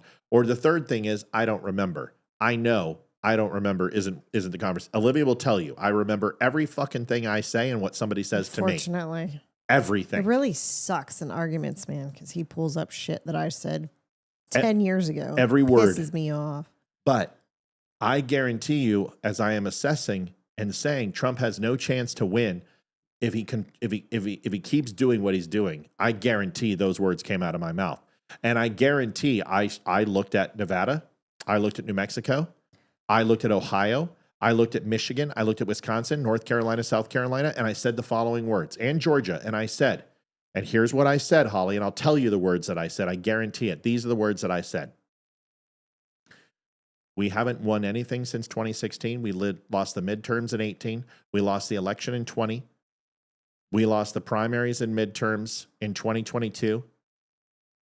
What makes you think that those states have changed the way that they feel about Trump when every single election over the last 8 years, we've done worse in those states? That's what I said. And right now, based upon the numbers and his polling and the results that we've seen, he is not going to win enough of the swing states. Guarantee I said that. I guarantee you that's what I said. Because I remember I said that ad nauseum. And 18 months before the election, that's what I was saying. Then about 12 months, I'm like, he needs Nikki Haley to win. He can win. He can poll. I said he can poll New Hampshire. And he can poll East Coast. And he'll lock up Virginia if he picks up Nikki Haley. And the base will not care. And the base doesn't care. The base will forget the Epstein shit. And I told you the base would show up no matter what. And they did. And they were all mad at him. They still showed up and voted for him. And they'll do it again for the next candidate that he endorses. But he had to get over abortion because abortion was on the ticket. He had to take it away from the Democrats. And the moment that he adopted Nikki Haley's policy, I said, she's done. But I told you 4 years ago, it was going to come down to Ron DeSantis and Nikki Haley for vice president. And that's exactly what it was until he pivoted. And once he pivoted, and once he changed his abortion policy, Nikki Haley became obsolete. That's what happened. Think she'll run again? If she wants to lose. People think I was a big Nikki Haley fan. I thought 2 things of Nikki Haley. I thought she was pretty, and I thought she was pretty. I'm not a fan of her policy, but she would have won the female vote for Trump. She was grounded, she was based, and women loved her. And college-educated men and women loved her. And he would have won with Nikki Haley. He would have won with anybody. He could have run with Chris Christie and beat Kamala Harris. There was no way they were going to vote for a Democrat. It's not that Trump beat them, it's that they beat themselves, just like Trump beat himself in 2020.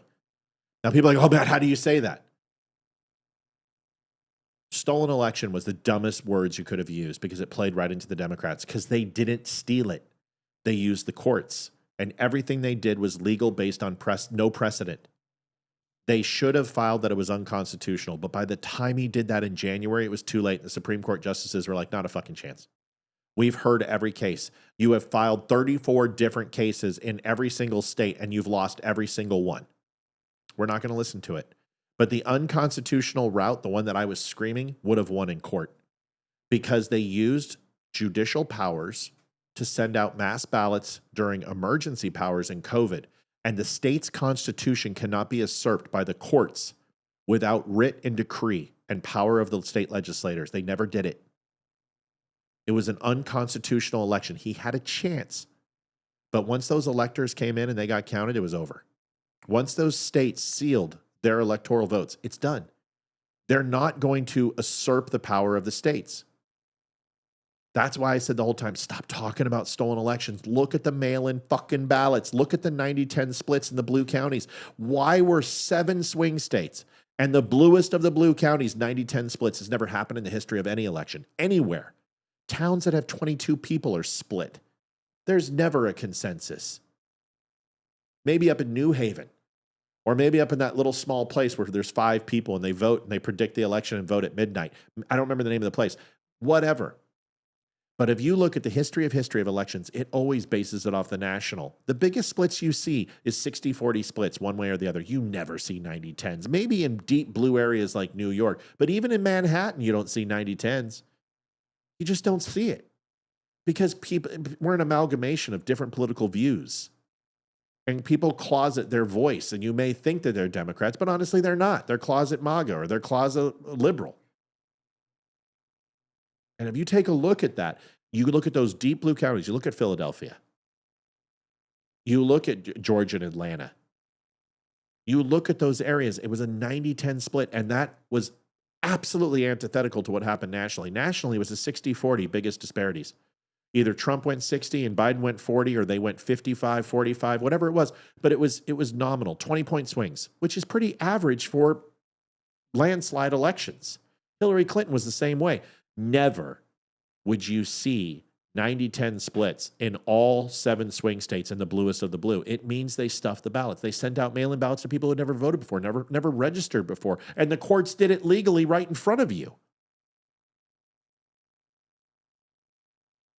That's right. Haley for the female vote. That was all Matt said about her. You're absolutely right. That's all I said. Everyone's like, oh, Matt loves Nikki Haley. No, I fucking don't. I love to win. Matt, didn't you say you can send donations with my bank card? Yes, Brian. And Brian, I wanted to read can I please have permission to read your mail you sent me? I won't release any information. Lance Aaron says, Donald Trump, sexual misconduct allegations. Not a rapist. Allegations are all they have. You didn't care about the allegations against Biden. You didn't care about the allegations against Bill Clinton.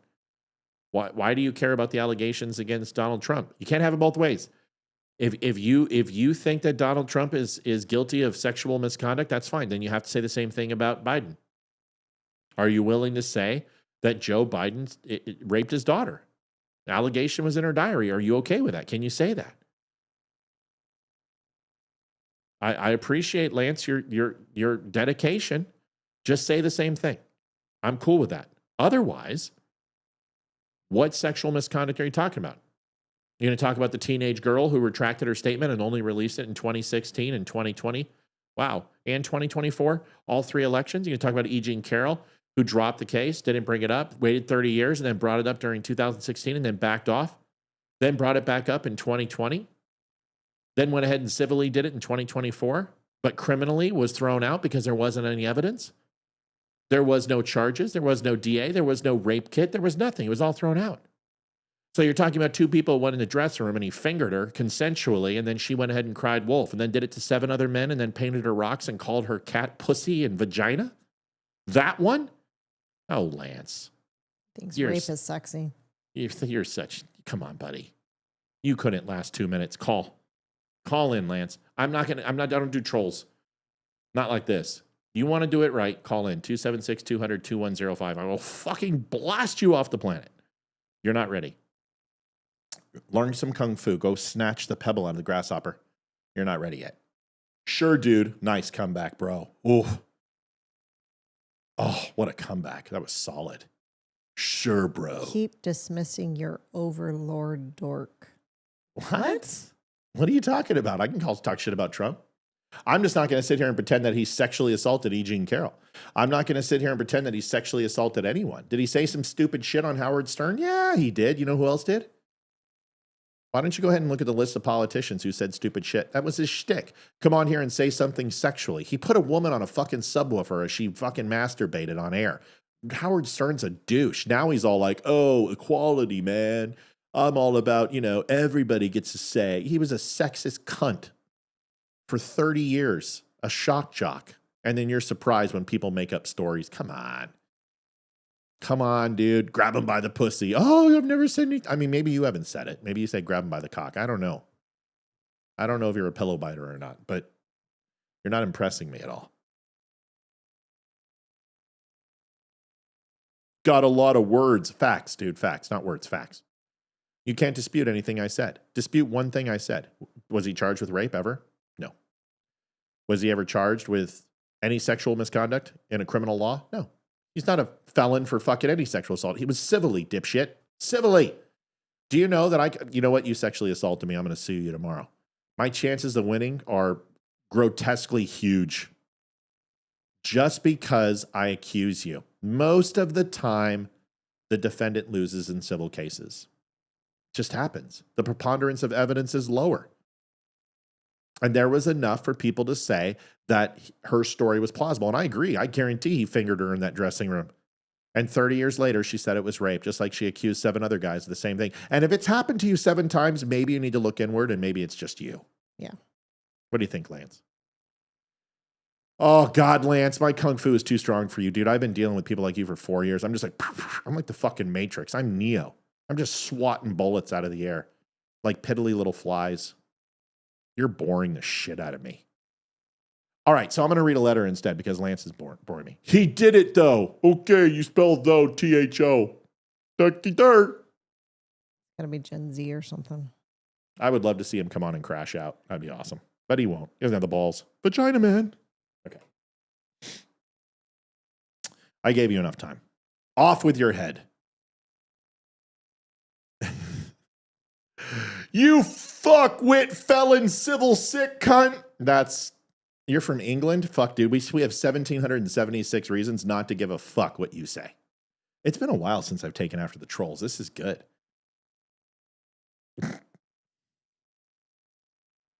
It's a... I love comment. It's on YouTube. Oh, he went to YouTube? Yeah, Bornesian First Tribes of England. You sound like a fag. You guys are a gay bar.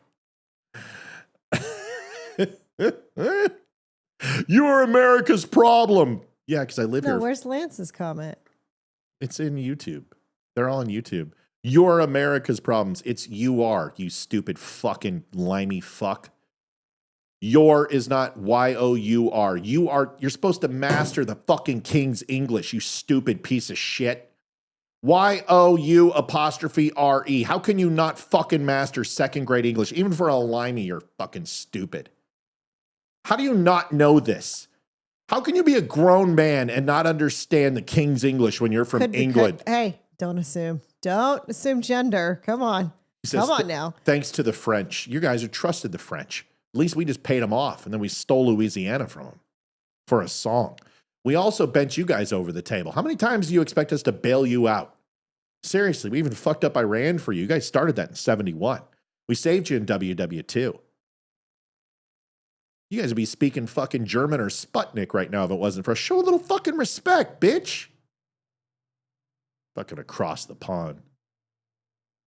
French won more battles than you. They lost Vietnam. So did we. French has been around a little longer than us, big guy. I don't know if you know this. So is England. Yeah, but you guys certainly raped those Irish and Scottish people. The Nepalese, you did that too? I mean, the fucking crown. I mean, is there anything more tyrannical than British rule? You guys are even worse than the Japanese, and they cut people's penises off and fucking stuck it in their throat. The English were worse. You guys quartered people, tarred them, prima nocta. You guys fucked each other's sisters, the royals. Oh, I love God. how it's all caps. I love the royals. I love how you guys defend those fucking pompons, your powdered wigs and your fucking faggy government. Magna Carta, love. You guys are fucking going to be Muslims in 20 years. Your country's fucked. 60% of your country in the next 10 years is going to be Muslims. You're going to make Muslims a nuclear power, you stupid, limey fucks. I hate England. I hate the UK and the Brits.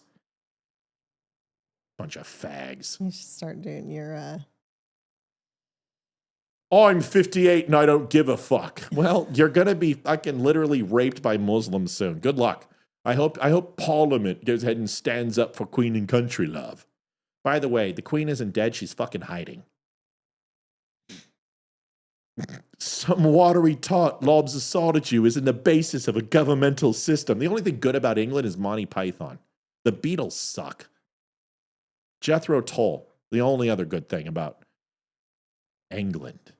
You terrorist separatists. Yeah, we are. Fuck yeah, we're terrorists. We fucked you guys up. You guys lost to a bunch of farmers. You think you scare us? Shit, you guys can't even win at soccer.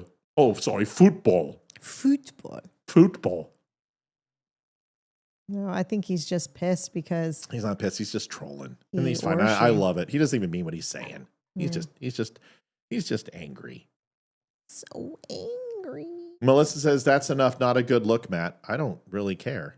What do you mean it's not a good look? Bagging on the English?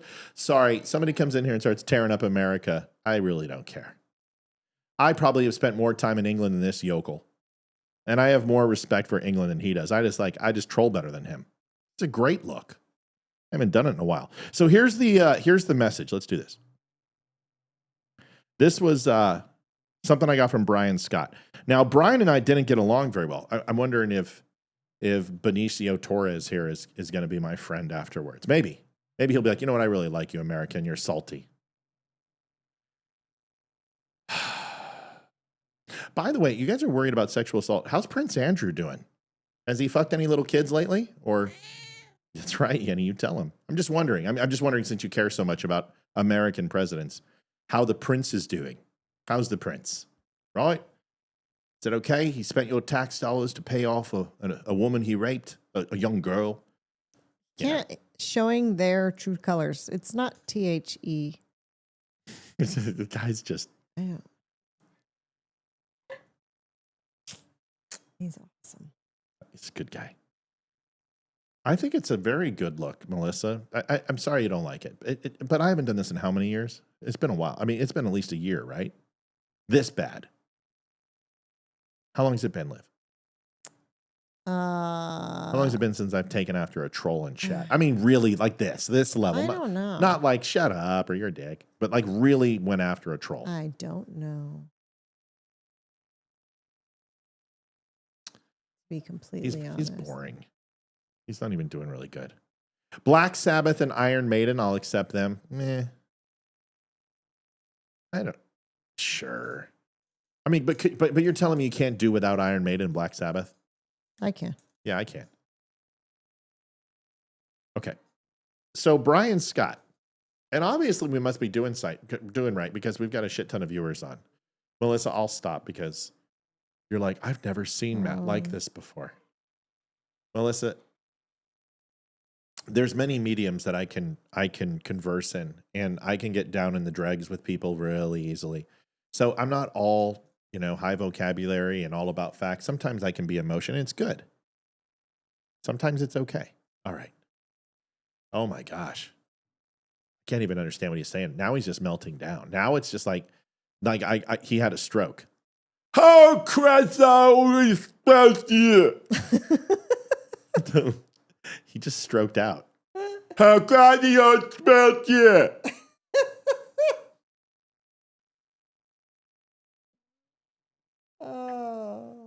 It's always funny when we speak English better than the fucking Brits. Melissa says you're right. Melissa, right or wrong?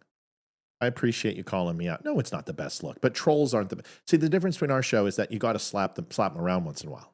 Otherwise, they think that they can come in and start owning the show. And that's what they want, right? They want to get you upset. I'm not upset. I'm laughing my ass off. I love going after the English because whenever they're like, you American pompous ass, I'm like, you guys put blush on your face and wore powdered wigs. You guys wear full body freaking underwear. You're like the Mormons, magic underwear. It's ridiculous. Okay. Brian Scott. Okay. Carrie says, used to show us picture from Troll's profile. That was fun. Yeah. I'm not going to do that. It's okay. Listen, I have no problem with England. I've been there many times. I think the food sucks. The weather sucks. But overall, it's a great place. I know some great Royal Marines, British SAS guys. I played rugby. Got our asses kicked against England. Just got wrecked. They're amazing rugby players. They can't play soccer for shit, though. But they're amazing rugby players. I actually like England. I don't like your history. I don't like your government. The best thing about your country died with Winston Churchill and Margaret Thatcher. Got a kindergarten comeback. Get a real job. What do you say? He said, bum sitting getting paid for shit. Get a real job. What's a real job? At least I can spell shit. Listen, Bornesian, here's the truth. I guarantee my hobby is more successful than anything you've done in your entire life. I guarantee it. I promise you, more successful. So I had a real job, but now I prefer to simp on weak English blood.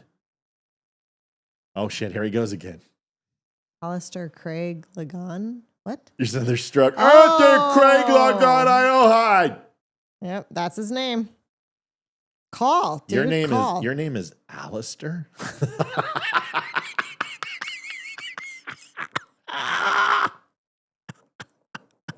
Actually, one of the kids in my class was Alistair. You're a fag. Brian Scott writes, hey, shut up for a second, Limey. I want to do this. So Brian made a comment on one of our posts, and I was talking about God or something, and he goes like, what God?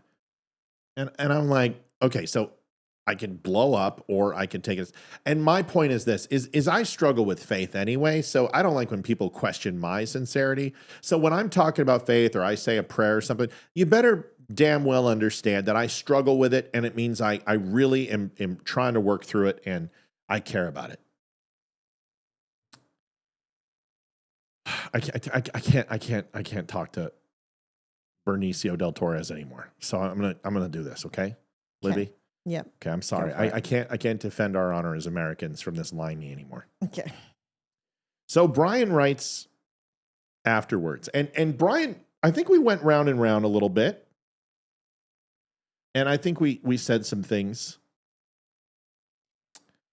that weren't very nice to each other. It doesn't really matter. And he came online, and I recognize people. Like that's a gift that I have. Folks, we get millions of interactions a month. Millions. I think we're at like 15 million this month. And I remember every comment I make, and I remember people's comments. And once I read it, it's mine forever. And I know the trolls that come on the show, and I let them have some space. And I want to see what they're going to do. So I recognized Brian when he came on, and I was cordial to him. I was nice to him. I wasn't a jerk to him. And I let him say what he wanted. So he came on, and he said this message to me after we kind of had our thing, and then we're going to go because it's 10 o'clock and Olivia wants to go. He said, hey, Matt, I believe we got off on a bad note, but wasn't intentional when I asked what God were you speaking of. I'm sorry if I offended you, as that wasn't my intention, but to make sure we were talking about the same loving Father we both know.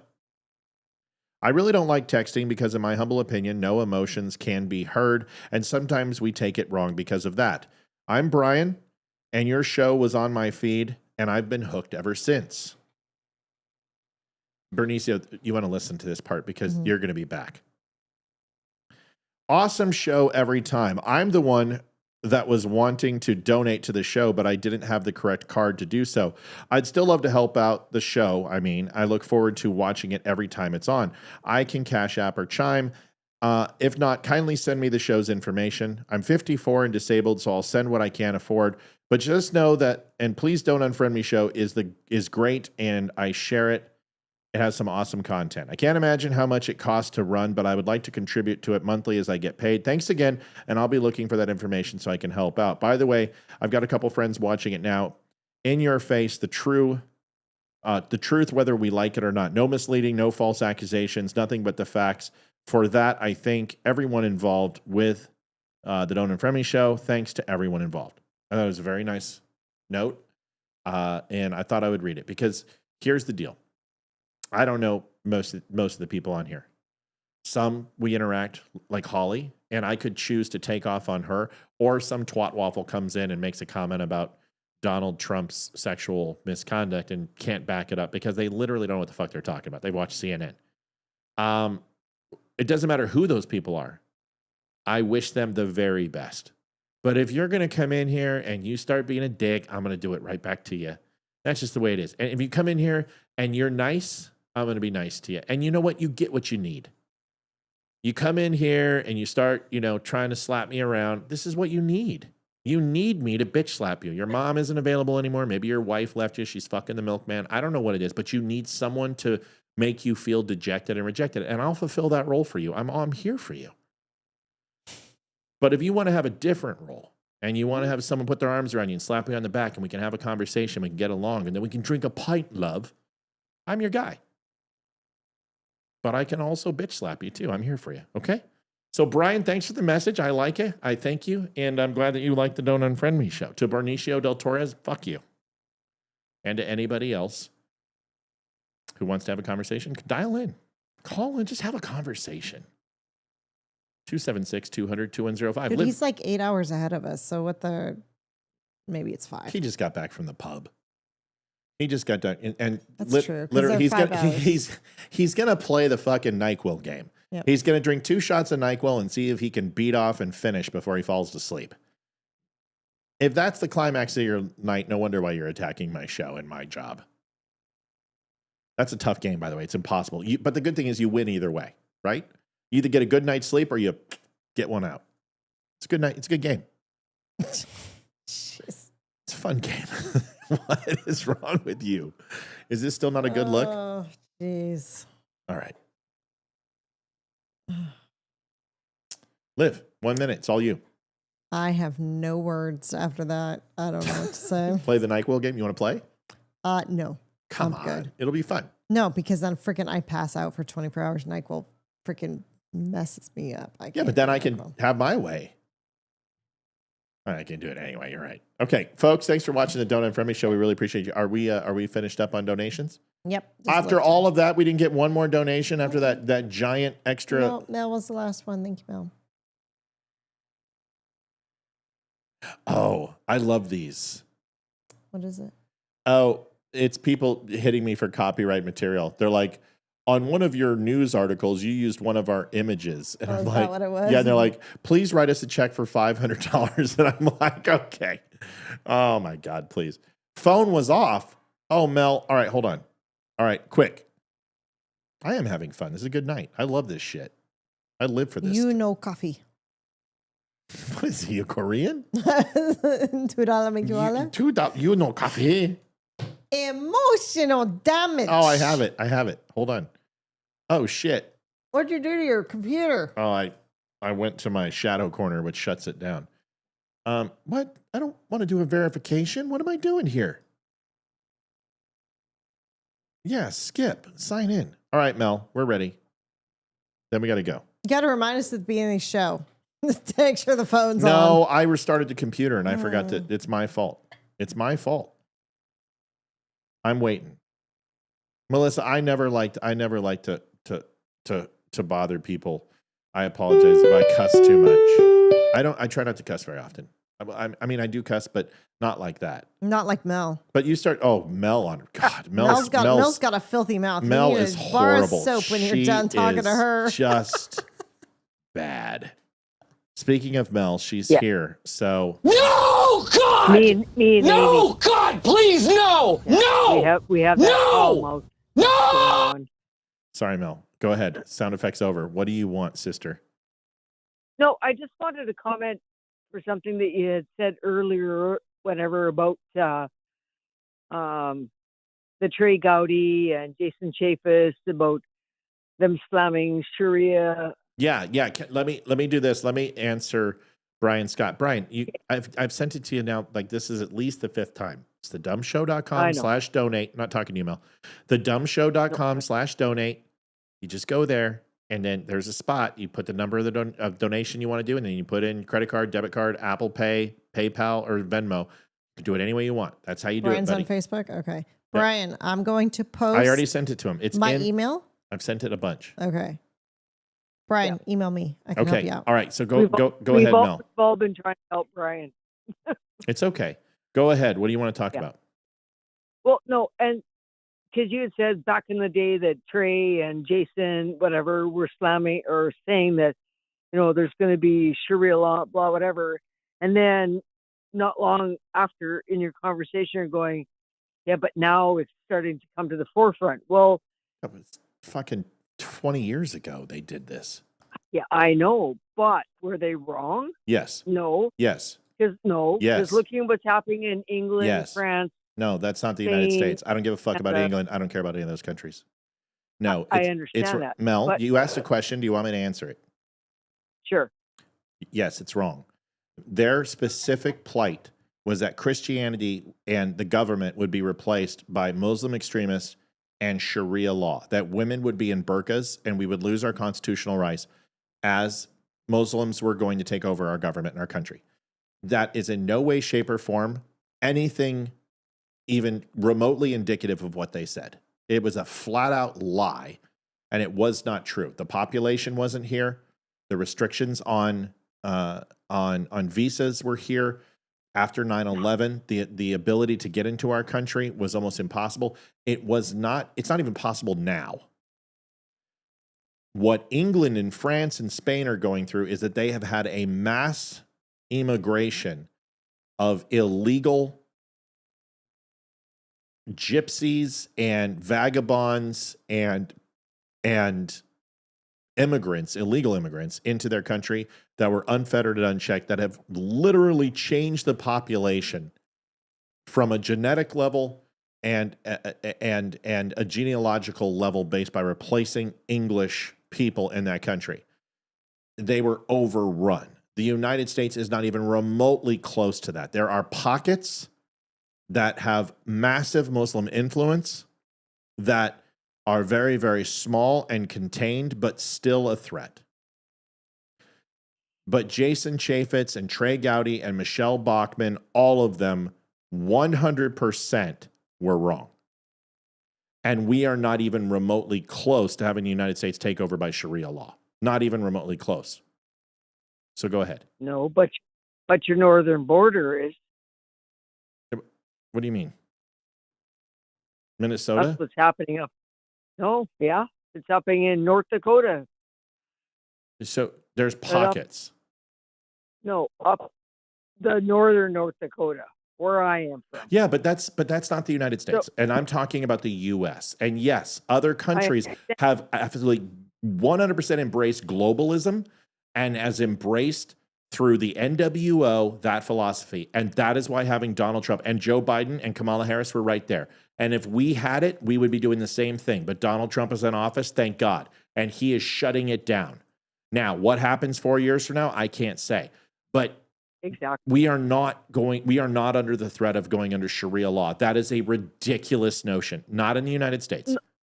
No, and not in the close interim, whatever. But when you're watching these videos and whatever from these people that are now coming into all of our countries, and they're saying, we're going to outpopulate you, and they're not wrong. So it may not happen tomorrow or next week or whatever, but the systemic influx is going.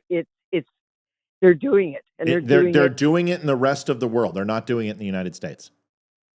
Yeah. You want to know who is? Hispanics. Yes. Now that's where we are losing our.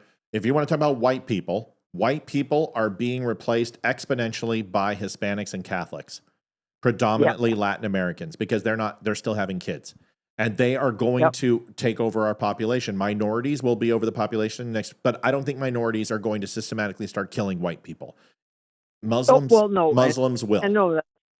Yes, they will. And that's what gay North Dakota is heading for. I know. Exponentially with our new guy. And it's just, I know. And then watching what's going on in England, Scotland, Ireland. I know. It's everywhere. They're finally fighting back. Yep. It's too late. Yeah, it's too late. They're toast. It's too late. Like the swarm is already there. Like, yeah, you would have to literally start putting people in cattle carts and shipping them off to camps.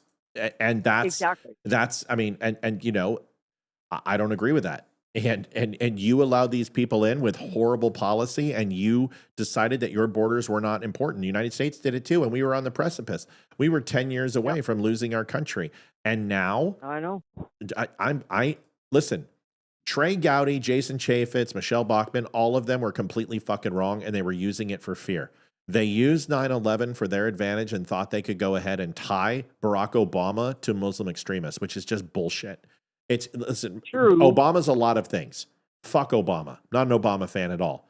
But that guy bombed more Muslims than fucking Saddam Hussein and Netanyahu combined. No, I agree, but that's what Joe Q Public I know. doesn't know. Yeah. They don't know that part. Like that part is like, oh well no, he's the whatever. I'm like, no, you don't understand what he did before. And that's the sad part about all of this political nightmare that we're all going through these days is the disinformation, which the Democrats, everybody, I said, you're the proponents of disinformation. You're the ones who've done this. You're the ones who've created this whole nightmare of disinformation. Yeah. Because that's what you've survived on for 250 years in the States. Like, right. You guys are liars. They've been liars from the get-go. Yes. And they still are, and it's not going to get any better. I agree with you 120%. But Trey Gowdy, my only point. It was listen. There's a reason why Trey Gowdy, Paul Ryan, Jason Chaffetz, and these guys were ousted from Congress. They were I understand. They were run out because their views were completely just neocon George Bush policies, and they were toast. They all read the writing on the wall. And the fact that Lindsey Graham still has maintained whatever dirt he has is impenetrable because that fucker should be gone. Lindsey Graham is he's that guy. Yeah. They have it in every company, organization, whatever. There's that guy. And that's that Lindsey Graham. Well, I'm going to play golf with you, but I'm going to stab you in the back on the other side. He's such a douche. 9. So Greg Carlisle says, Dearborn, Michigan, the women walk around all burqa up. Well, that's because they dumped Somalians and Obama dumped Somalians into that town. We know this. But that's not assimilation. You don't see white women and Mexicans and Chinese women wearing burqas.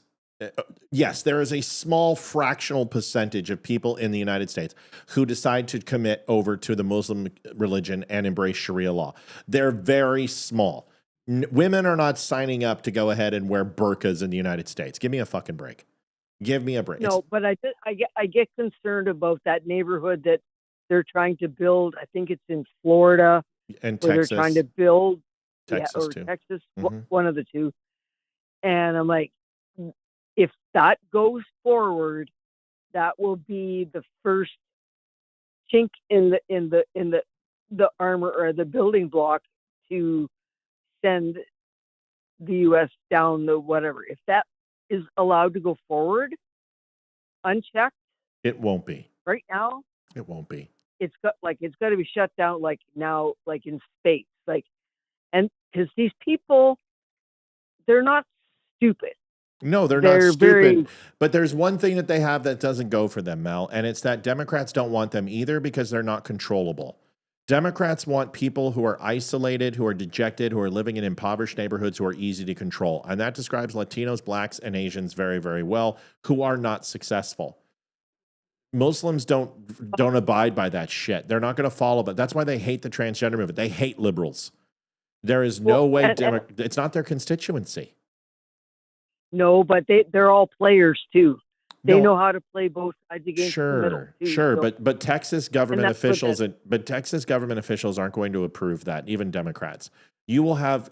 Listen, the thing we have to worry about right now is not here in the United States. It's basically progressive socialism. It's been the same thing for the last 75 years. Socialism is because it's antithetical to capitalism. Muslim extremism doesn't happen in the United States for a few reasons. Theologically, we're a Christian country. Second, we're a capitalist country. We believe in our freedom and equality, and the Constitution is antithetical to Muslim extremism. It doesn't do well here, but socialism does, because the have-nots are 50%. Those have-nots believe that there's something better on the other side, and it's called progressive socialism. It just hasn't been tried before. But there's 100 million people will tell you that they're dead fucking wrong, literally. That's what we got to worry about. No, I agree 100%. But I just wanted to throw that out there, whatever. But yeah, when you're asking for whomever to call in, the phone was off. So and you're right. That's my fault. I forgot to turn it on. But I agree with you when it comes globally. I mean, you can't have 2.6 billion people and not have an impact globally. I mean, it's what we worried about with the Chinese when we thought that they were going to move up into the 3-4 billion. Is like, holy shit, what are we ever going to do when China expands that much? Well, luckily, a lot of it was fictitious, and those numbers they can't sustain. And that's why they dropped down. They can't afford it. But Muslims are spread out all over the world, and they are one of the largest religions and theological, race-based and theological groups of people on the planet. And they're disorganized, but they have nothing to lose. Some of them don't. Some of them don't. I'm with you. But they're the ones that scare me like the Russians and the Chinese. Okay, whatever. We could do whatever. But that group? You know who scares me? Fucking English. Oh, if they ever rise to power again, I swear to God. If I have to put on, I know that bloody Brits. I mean, if I've got to put on one of those wigs and those powdered wigs and coats, I tell you what, I have no desire. I am not wearing a hairnet. I'm just not going to do it. I'm sending you a hairnet and a white wig. You think I won't put that shit on? I will rock that shit. We got to go. My wife's gonna kill me. I love you. Guys. I love you. Bye. Night, Mel. All right, everybody. Thanks for watching the Donut Friendly Show. We had a good time.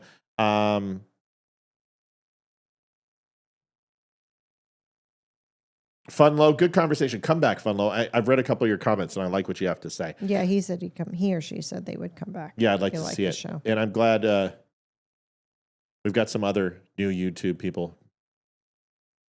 And Benicio del Toro. Yeah, Marine Buds is on here. We got some good YouTubers. So YouTube must have had some stretch tonight. Manny Buds. By the way. I thought he said Marine Buds. That's Manny. My eyes are fucking. I don't have my glasses on. I gotta go. Good night, everybody. Thanks for watching the Donut Friendly Show. We'll see you tomorrow. Who's on tomorrow? Olivia. I'm not pissed, Fisher. I'm tired. She's tired. I worked. Who's on tomorrow? Well, we've got our guest on tomorrow, so I don't know if it's just you and Leroy. You have to confirm. You have to confirm. Okay. And then Leroy and I'll be on, but he emailed us, so you got to confirm that we're going on. Okay. Yeah, I will. We have a special guest going on. He's from Texas. It's immigration. It'll be a great conversation. We can talk a little bit about Sharia law. We can talk about Muslims. We can talk about illegals. This will all be good. So we'll extend this conversation. We have a shit ton of people on, by the way. Good to see you, but if you want to continue, I can just top I got to go. I'm zoning. See you tomorrow, 7 o'clock. Good night, everybody. Thanks. Night, y'all. Night. This is the Don't Unfriend Me Show with your hosts, Matt, Leroy, Amy, and Olivia. Geopolitics, military analysis, and election coverage. Coming to you live on all major social media channels at The Dumb Show. Honest, direct, unfiltered. We can agree, we can disagree. Just don't unfriend me.